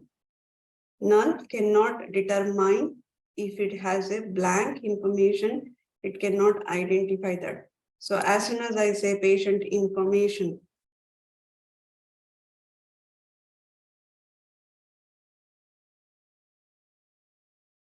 let's say state Karthik. So if I take a patient information Karthik, immediately my is blank text is false. But you see here is null for text is, last time it was a false and this time also it was a false. Last time also it is false, this time also it is false. So is null doesn't check, it's not right to use the is null for the text field. It's not right to use the is null for the text field. If you have a text field, always go with the blank text field. For example, if you wanted to use a different condition, you can go with that, right? So that is the difference between the blank and text, blank and is null, is blank. Let's say, for example, right now I wanted to check the, so far I have cross-verified it for the text. Now I'm going to create it another formula field for the number. For the number, click on a next. Now here is blank for number. Now here also checkbox. Click on a next. Now logical is blank, insert selected function, expression, delete this, and the insert number field, anything number. So I have a patient number here, click on insert. Now I'm doing the is blank of the number. Now, whenever we are looking at the number here, okay, if your formula reference are any number or a currency or a percentage field or specify what are the formula output, treat the blank field as a zeros. Treat the blank field as a zero. But now I'm going with the treating the blank field as a zero. That means if there is a no value at the back end, it will store it as a zero. It will store it as a zero. So when this option is enabled, so by default, it is a treat blank fields as a zero. When this is enabled, click on next. Click on next. Save and new. Now I'm going to create another formula field for the null. So is null for number. Checkbox is the data type. Click on a next. Now this time I'm going to use the logical is null, insert selected, delete the expression here, and then click on insert field. And then I'm choosing the patient number, type is number, and here blank field as a zero. I'm taking it as blank field as zero. Check the syntax. Okay, click on next button. Perfect. Let's click on a save and let's click on a save. Now I'll just adjust my page layout. Let's go to the page layout. So the fields are displaying in one column. So what I'll do is I'll put it here is blank for number, is blank for, is null for this, and patient number is also in place.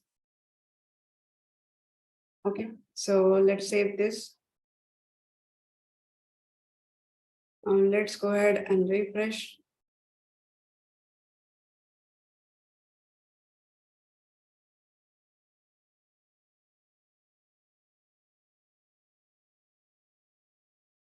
Now, okay, there is no value here.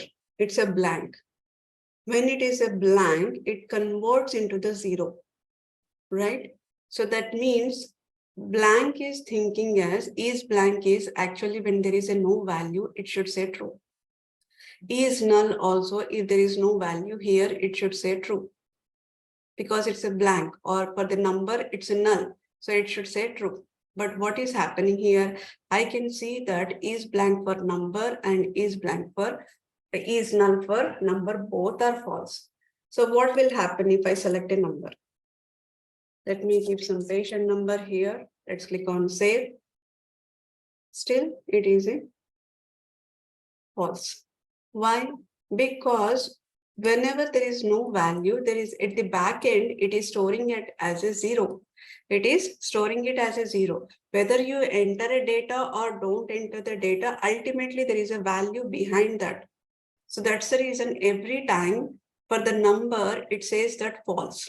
Now, if you do not want this kind of a scenario to be happen, so what you have to do is go to the field is blank for number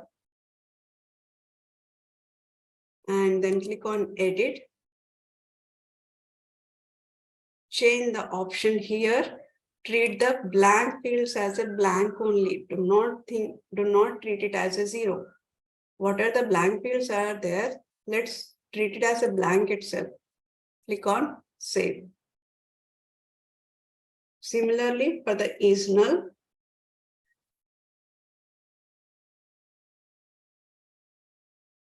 is null for the number. Now click on change the option, treat the blank field as a blank. Do not treat them as a zero. Now let's refresh. Click on refresh.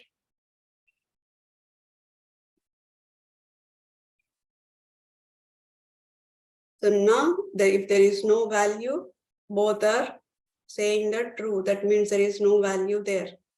Now, If I say here, I enter some patient number.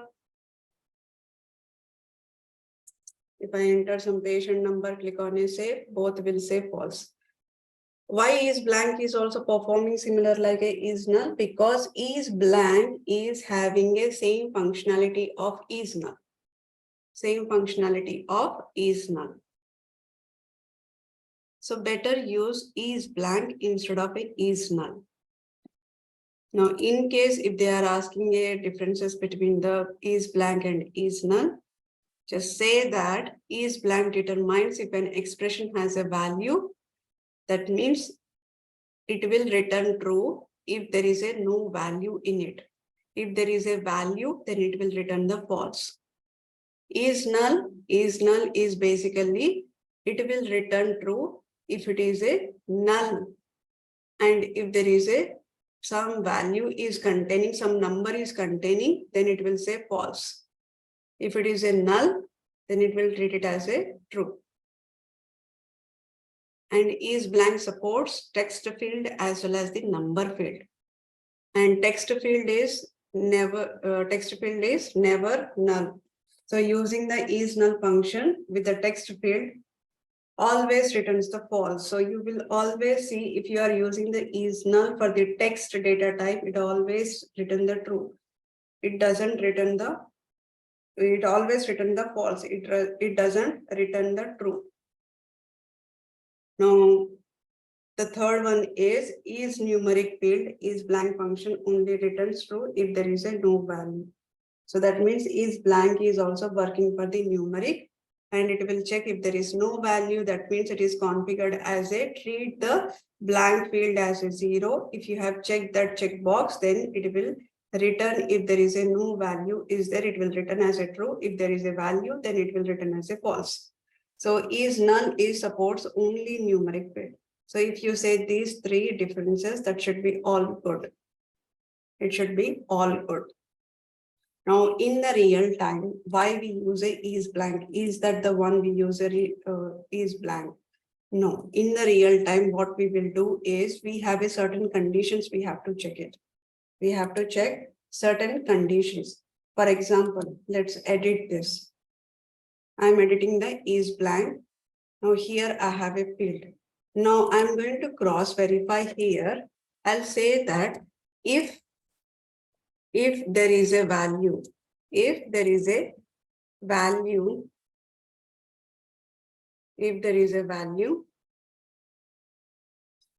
show me some output. If there is a value, that means if it is a true, then say that there is a value. If there is a no value, then say that no data. Like this, we are going to use it. Here, is there a value? In that place, what we will do is, we will going to place this here. And this is if condition. So if you want, you can place the if condition also. So if condition is what are you testing it? When it is a true, what is the output? When it is a false, what is the output? So logic test is I'm going to see the is blank. I'm going to see the is blank here. If it is not blank, then print some text message here. If it is a blank, then print some text message, or else. If this is not a blank, okay, check.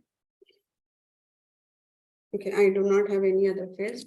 So let me print these values. Control X. Now, if it is a value true, then print there is a value. And if you say no data, fine. So close this. Now check syntax.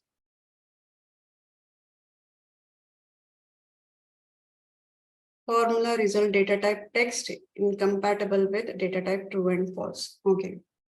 So you have to always look at what is the output is written by this formula.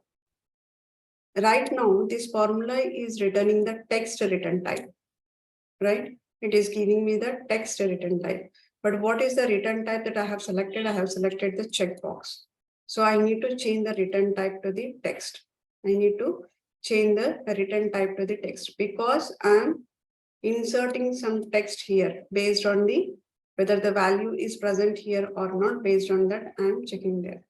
So check the syntax. Now click on quick save.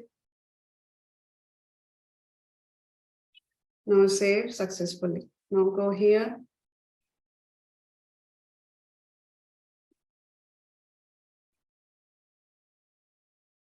So I have written the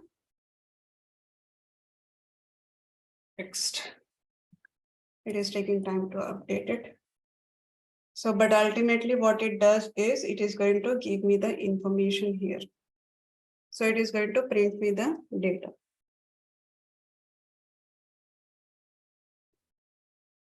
Now, few more logical formula fields. Logical formula field, which is called as a case formula field. So for case formula field also we use in the real time.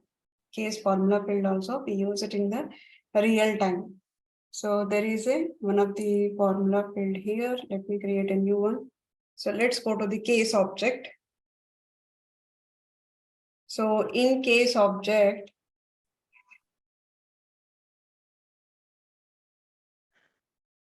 we have detail priority is there. Okay, so we have a priority, which is a 3 fields are there: priority, low, medium, high. High means very important. High means very important. Low means low. Medium means medium. Now in this case, let's go to the case object. I'll create a formula field. Fields and relationship. Then we'll click on a new button. And let's say formula. Click on a next button. Now this time what I'll do is I'll create some images. I'll create some images. Images means some small text. So the output will be, let's take the text. Click on next. Now what I'm going to do is there is a function here, case function. So first of all, what is the case function here? In the case function, you will be giving the expression. This is my expression. The first one is an expression. So that means priority equal to priority. So the priority is the field. So I need to give here priority. Case 1, that means is priority is low, then do this value. Is priority is high, then do this value. Like this, is priority is high, then implement this value, show this value. This is the expression is priority. Case 1 is low, case 2 is medium, case n is a high. Okay, so priority equal to low, then show this value. Priority equal to medium, then show this value. Priority equal to high, then show this value. If none of them are not matching, then default values, show this default value. Show the default value. Now it checks the expression against the series of values. What are the values that we have given based on the expression? So here we will be in the expression, we will be giving the field name. And then what is the output value of that? Right, so it's kind of a pick list values, pick list field. We mostly use this case field. If the expression compares equal to any value, then corresponding result returned. If it is not equal to any of the value, then else result will be returned. So let's go ahead and see. Now I'll take the case. So whenever I insert a case, so inserting the selected function here, case. Now it is adding the expression value 1, result 1, value 2, result 2, else result. If expression is matching with this value 1, show this result. If expression is matching with the value 2, show this result. If expression is matching of result value 3, then show the result 3, or else simply show the else result. Now, in this case, what I'll do is I'll take out this all thing. Okay, let it be there. So I'll put it this value 1, result 1, value 2, result 2, and then finally we'll have a else condition. Okay. Now, expression. In the expression, I'll delete the expression and let's insert the priority field. Click on insert. Okay. Now case priority. Now I need to check whether my priority is low, whether my priority is low, or whether my priority is high, whether my priority is high, or else result 3. If my priority is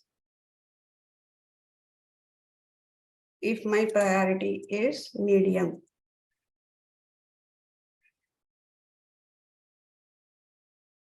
If my priority is medium. If my priority is medium, then here result 2, and then this is result 3.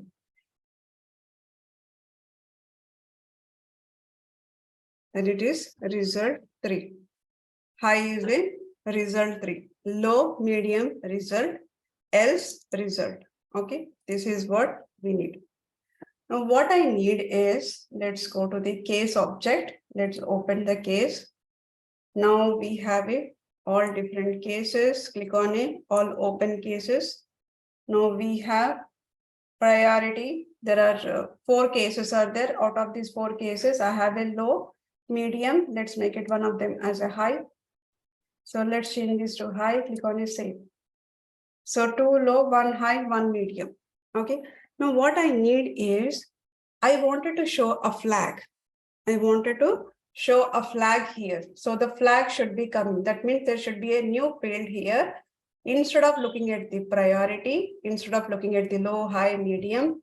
So client will ask you that I need some kind of a icons, like a flags, green flag, yellow flag, red flag, or something different flag. They will say that, okay, I need a flag instead of the low, high, medium. That means I need an image here. I need an image here. So instead of priority, I don't want to use the priority. Create a different field, and that field should show, if it is a low, then it should show the green flag. If it is a yellow, if it is a high, it should show the red flag. If it is a medium, it should show the yellow flag. So these are the things which client says that. So that means here I need another field. So in between this, there is another field. In this another field, it should show the flags here. So this is one flag. So which is a green. Let's assume that green. And this is another flag which will show here. And this is another flag which will show here. And medium, which will be yellow. Right. So this is the red one. Yellow flag, high is a red flag. So it should show like this. Now that means the result should be a flag. That means the result here in this result 1, result 2, result 3, else condition, and the default condition, whatever we have, it should be flags. So I need to put a flag here. I need to place an image here. So in case if I wanted to place an image, Salesforce has provided few ready-made images. You can use an app exchange. You can use app exchange.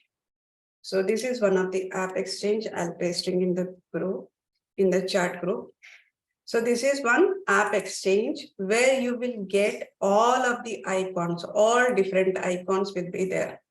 All different icons will be there. So you can use this. Once you install this, you can able to see this graphics. And if you click on this, you will be able to get the URL how to, in order to use this image. Okay, so either you can go with this. This is an app exchange. There is a Salesforce default images has been provided. Salesforce itself has provided. So there are few things. This is a Salesforce images which Salesforce has provided. right? So you can use here. So like this is a green flag, or this is a red flag, and this is a yellow flag, right? So these kind of a flags which are available, or else if you want a stars, like 1 star, 2 star, 3 star, 4 star, 5 star, whatever you want. For example, if you want a rating, 1 rating, 2 rating, 3 rating, 4 rating, 5 rating. So like this, if you want any kind of a things like a dialog close, or a confirmation, or a error message, or a master info security warning, anything, you can use it here, right? So these are the couple of things which are already Salesforce has provided. So what I'm going to use is, I'm going to use this, the same thing, image samples, flag green. I don't know why it has a 2 times. Okay, so let's take this image samples. Now this is a green flag. So green flag is for me in the result one. I'm placing in the result one. This is green flag. Then I need a medium one, which is a yellow flag. So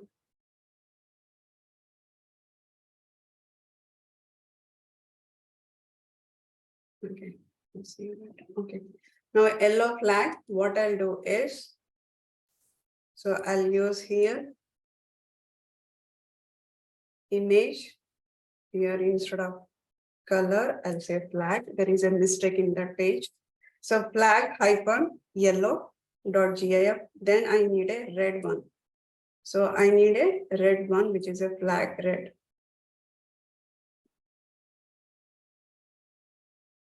That is a result 3. Result 3. This is a red flag. Now by default, if I want any flag to be applied, so by default, if I wanted to use, so I can use any of them. By default, I need some, in case if none of them are missing or those are not present, in that case,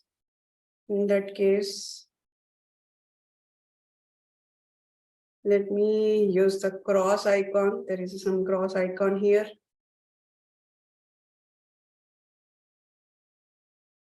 Okay, or else here, what I'll do is simply /s dot GIF /s dot GIF. That is something. Okay. Now I'll click on this, check syntax.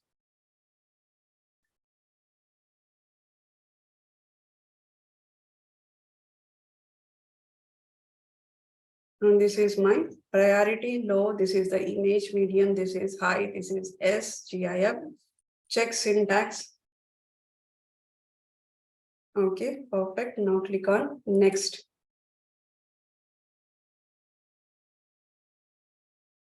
Yeah, field level security and the page layout. Click on save. Now let's go back to the all open. Now let's refresh this.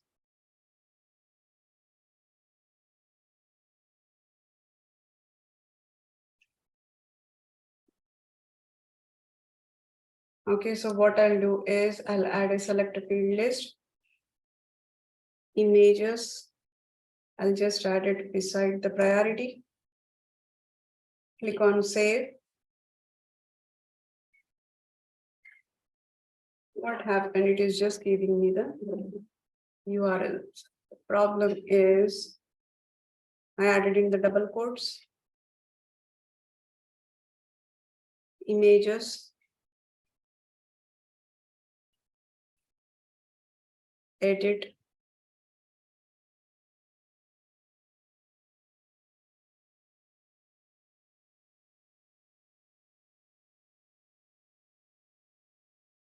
So it is printing as a text. Okay.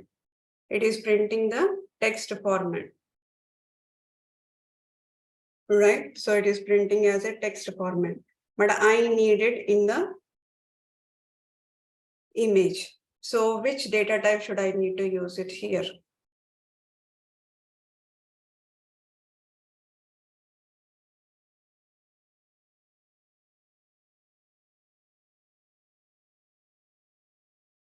Which data type should I need to use it? Or do I need to remove the double quotes? What should happen? Right now, I'm seeing all the like URLs here, but I need the image. If I need an image, do I need to remove the double quotes or do I need to add the different return type? What should be the solution?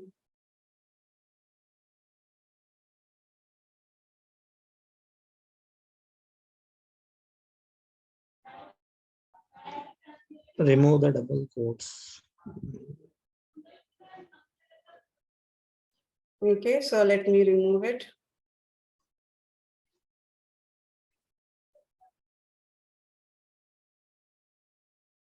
Now, let me remove this also. Check the syntax. What is happened? It's giving me the error.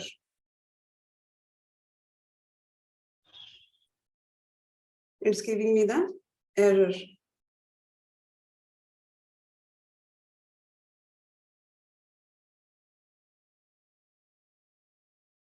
The control set is also there. So let's add the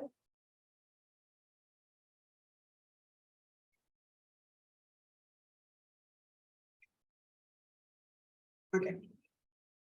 Now, what should happen here? What should be the return type?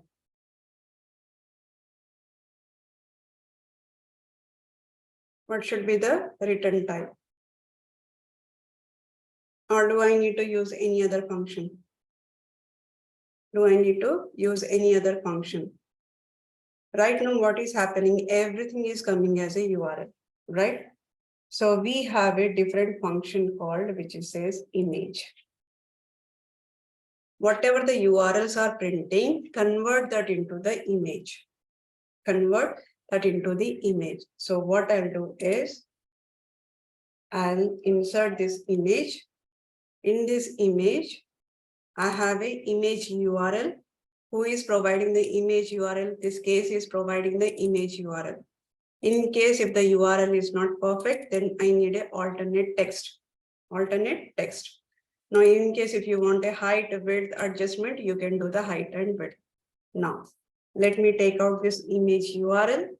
Now place this, all of this, whatever we have written the case. Now let's write that here. Now alternate text. I need a alternate text in case if there is nothing has URLs are not working or URL has some issue. Then what should be the alternate text? Alternate text should be show me that flag. Just show the flag. Now, if you wanted to adjust height, width, like it is too big, too small, if you wanted to increase the height, if you wanted to increase the width, you can everything do it here. Everything you can do it here. Now click on check syntax. Click on check syntax. Now it says that no syntax error, quick save. Right, so this is what we have used it, two functions which we have used, image and case function, image and case function. Now let's go to the cases. Now run this. Now that URL should be provided to image and the image should be displayed there.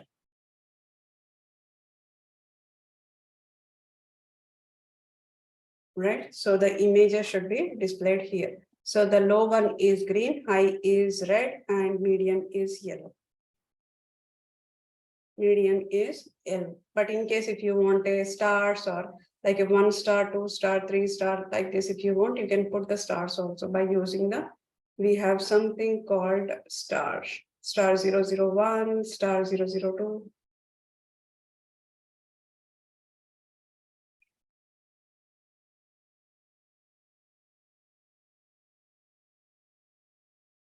Right here.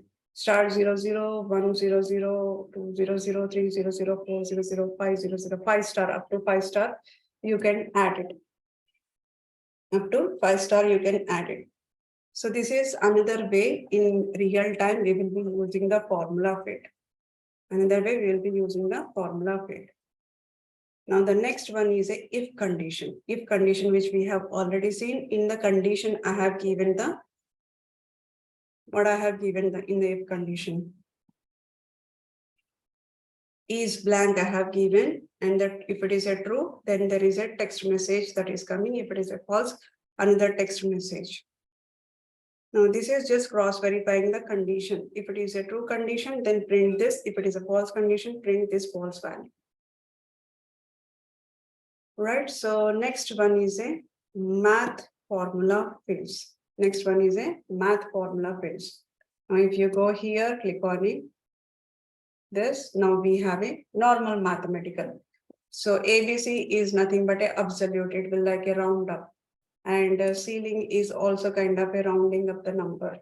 So similar like a floor, we have length, maximum, minimum number, mod number, square root. Square root is like a, if you are doing a square root of 4, so the result will be 2, right? So normal mathematical operations.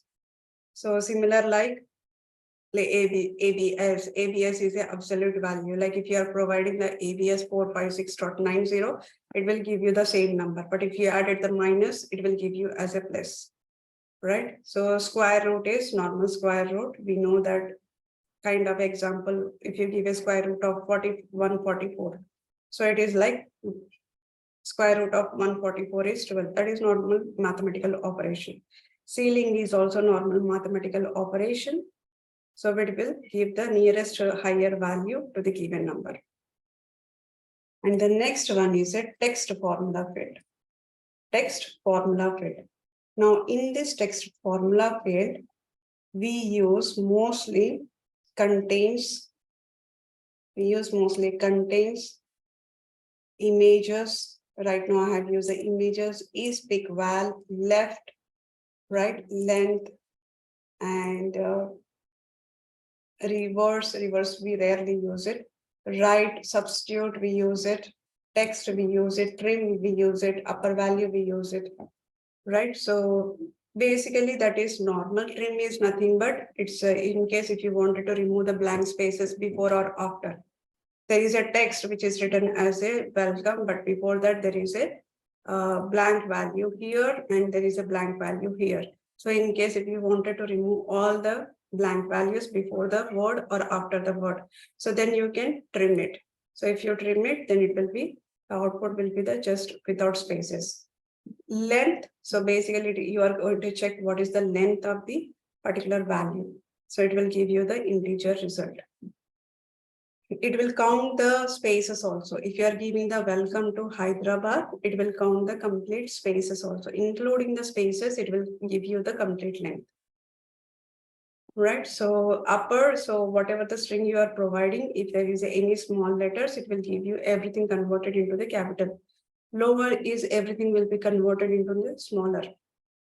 Floor is nothing but, for example, you have given some number, right? So whenever you have given some number, what it will do is it will try to find out the nearest lowest number, right? So if you have given the 14.1, what is the lowest for this? 14, right? So if you have given a 13.253333, then it will give you the 13. Similarly, text is we mostly use it for the pick list. Text is we mostly use it for the pick list. Like we have a priority, because the output of the priority is not a text. Output of the priority field is not a text. Now, in case if you want a output of the priority is text, then what you have to do? You have to specify within the text and specify whatever the condition that you wanted to put it for the pick list value, right? So text function will return the currently selected value that is specified pick list value. Now, image that we have already seen, and by using this function, we can display the image dynamically at the time of record details. Now, text formula field is another one. Left we have, left is like a in the string, it returns a specified number of characters from the left side to the string. Like for example, if I say here 3, so from the starting, it will take 3 characters. there is a right one, it will, if I say 3, then it will give me the right one, right 3 characters. And is pick value. So is pick value is, for example, if you wanted to check, right? If you wanted to check, is my pick value is this. That means if my priority is high. So I wanted to check whether my priority is high or not. So you cannot check simply priority equal to high, right? So you cannot check that. So text is, you can just give the text of priority, but you cannot give text equal to priority, text of priority equal to high, you cannot give. So text of priority you will give it, but value you cannot give it. But in case if you wanted to check the value, then you have to use the is pick val. Is pick val at the priority high. So what will happen? It will print you the what are the values are there. So like here is pick val stage name equal to close boom. And there is another one which is called as a advanced formula field. I think nobody uses that. That is just a currency rate to cross verify based on your org currency. What is the currency rate is there? Like it will return like a currency rate. If you pass it USD, then it will return it as a US dollar. If you pass it as a UAE, then it will return as a Dubai dirhams, right? So whatever you are passing here, the code based on that, it will print the currency in the format, right? So those all about the functions here. Those all about the functions. Right, so this need a lot of practice. If you have a lot of practice, then you can go with, you can work on it. So definitely this required a lot of practice. Like if you wanted to check the date, is the today's date is greater than what are the date is there. On the case, we have some field called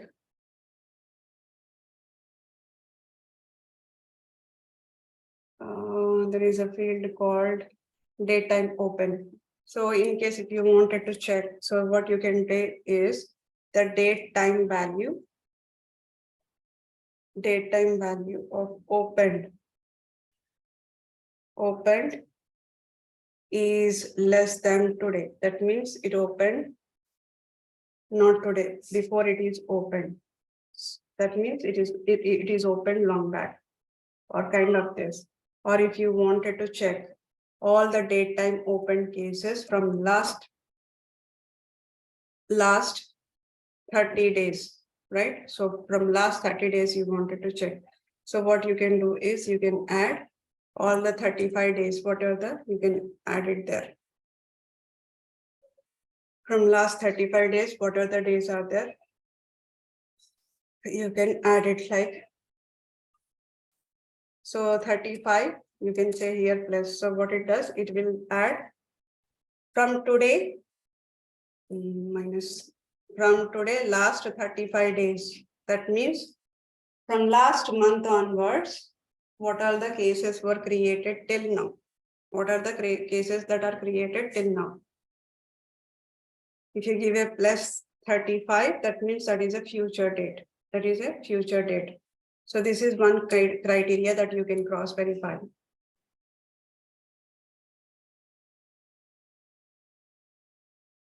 Any questions on this? Functions. Yeah. Swapna, can we add formula field to the Rollup summary? Formula field. Okay, so Rollup summary accept only percentage number, currency, date, date time.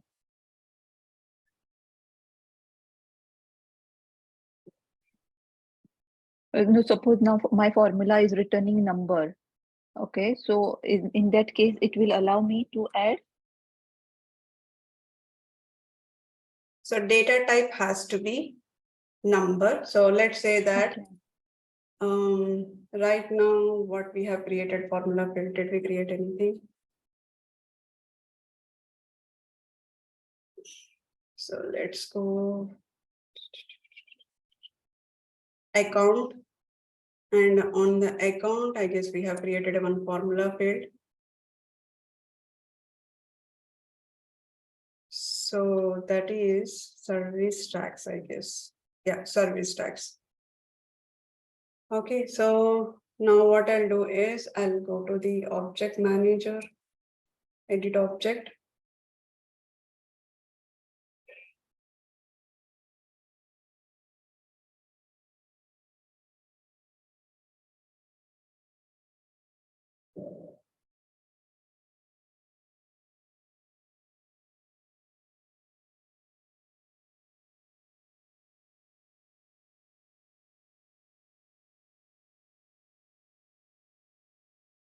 Fields and relationship, click on it. New button and roll-up summary field, click on it. Next. Let's say give something and click on next. Now I'll use the op.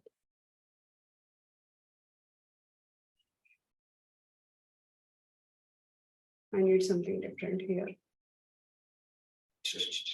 This does not work because I need to create a formula field on the opportunity.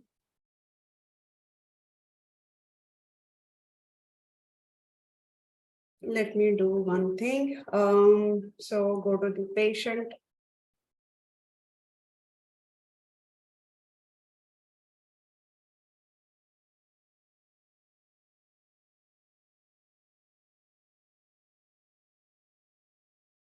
Okay, this is master detail relationship with branch. And do we have a number here? We do not have number.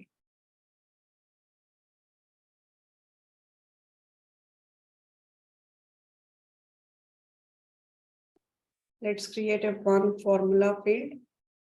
Click on next and en. Let's say it's a number.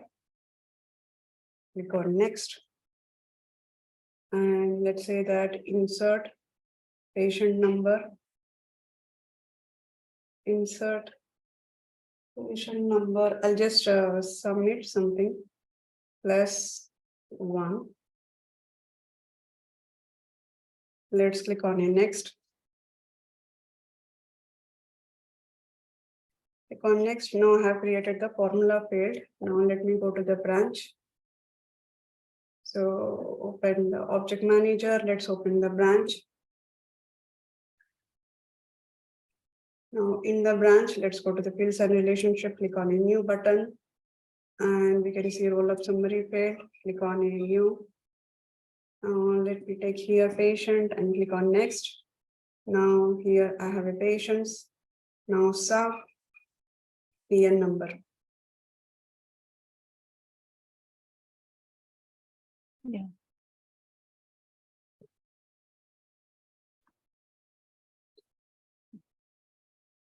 I had one more doubt, Swapna. Yeah. Yeah, regarding the lookup relationship. Okay, 2 minutes. 2 minutes. I'll complete this, then we will take it up. Okay. Any other questions apart from this? So we have seen all the cases. This is a net revenue, basically annual revenue minus service tax. And homework, creating the formula field on the case to show star icon when the status is new, right? Show the red flag when the status is escalated. Okay, by default, if record is having apart from the status equal to new or a status equal to escalated, in case if the record has a different value, show some different icon. You can take any icon. And the second one is create a formula field to display the account rating field on the contact object. That means on the contact object, you have to create a formula field. That formula field you need to cross verify. Is my account rating is hot, then show here hot. If my account rating is warm, then show here warm. So basically this is contact. On the contact, you are creating the formula field. So in the formula field, you are giving the related account dot, you have to give the rating. Then check what is my value. If it is a hot, then it is give me the print the value as hot. If it is a, if my account rating is a warm, then print in the contact warm, or you can say that account that's fine, warm. And then if it is a low, you can say here, or it is a cold. If it is a cold, you can say cold. If there is no value on the account, if there is no value on the account, then just print no rating or a normal. Just say normal. So this is what you have to implement on the contact object. On the contact object. Next one is create a formula field to display the first 5 characters of a name and the last 4 characters of the social security number. How you are going to use it? First 5 characters. First 5 characters. You can use the left or last 4 characters of the social security. Right function, left function, right function. By using that, you can implement it. This is social security number. If you do not have this field, create this field. Okay. This implementation, you have to do it on the contact. So contact, first 5 characters, and contact social number, last 4 characters. Create a formula field to find out if the leap year is a, if the year is a leap year. On the opportunity, just check whatever the year is there, is that a leap year or not. So how you are going to verify the leap year or not? Either you can do the divided by 400. Either you can do the divided by 400, or else what you can do is, if it is a divisible, then first check 4, but not by 100. That means basically for the first one, what you are going to do is, now here in this case, you need to check whether the year is a leap year or not. So here we have 2 conditions. When we have 2 conditions, we have to use the OR condition. We have to use OR condition, because I'm going to implement either this, or there is 2 things are there within this, right? Either first one or second one.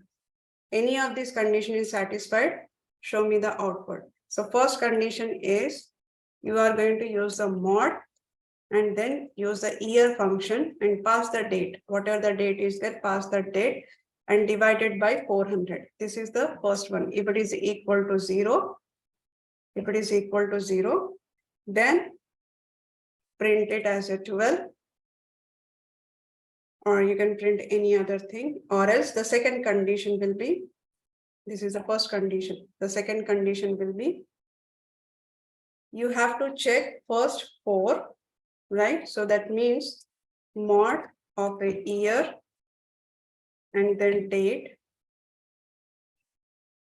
comma 4, divisible by the 4, equal to 0, equal to 0.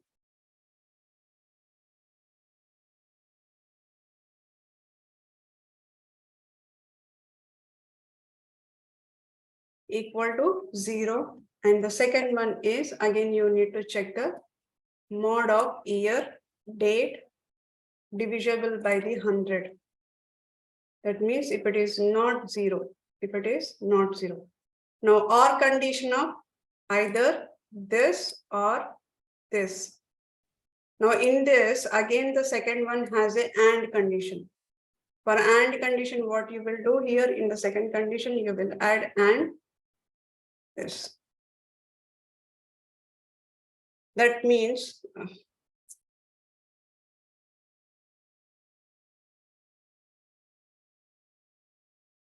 so that means First, you are checking the OR condition. This OR condition is applied. That means you have a two scenarios. One scenario is here and another scenario is here. Okay, this is two scenarios are there. Two logic is you are implementing either this or this. So that's the reason you have written OR condition. And the second logic, again, you have a two lines you are checking. That means two logic you are checking. And this logic is, it has to qualify both. Both has to be qualified. That's the reason we write AND condition. Normally, how we write it, AND condition? Like we write date and, right? Date and like a year. Like this, we will write it, right? So in the sales, in formula field, what we will do is AND condition we will put like this. This is the AND function. Within this, we will pass date, comma, year. Like this, we will do. That is only the difference. So here you need to add the first one, 400, which is equal to 0, or else then you need to first check divisible by 4, but not by 100. But not by 100. So that's all. Can developer view the formula field on the edit page? No. What No. are the different type of formula results? It can be text, checkbox, date, date time, currency, numeric.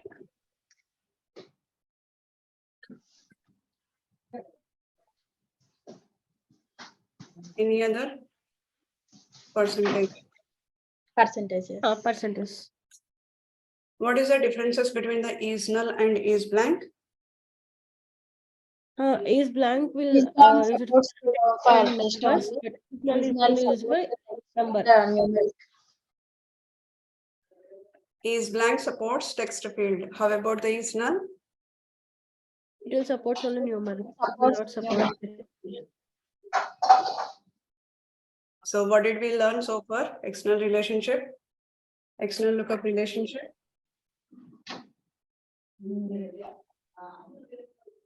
Formula fields, A roll-up summary, formula fields, formula field editor, date time formula fields, Logical formula fields. Case formula fields. math formula fields, text formula. Advanced image form- function. Yes. So these are the one which we have learned. And this is the trial head. This is related to the formula field. So please practice it. So let me paste this link.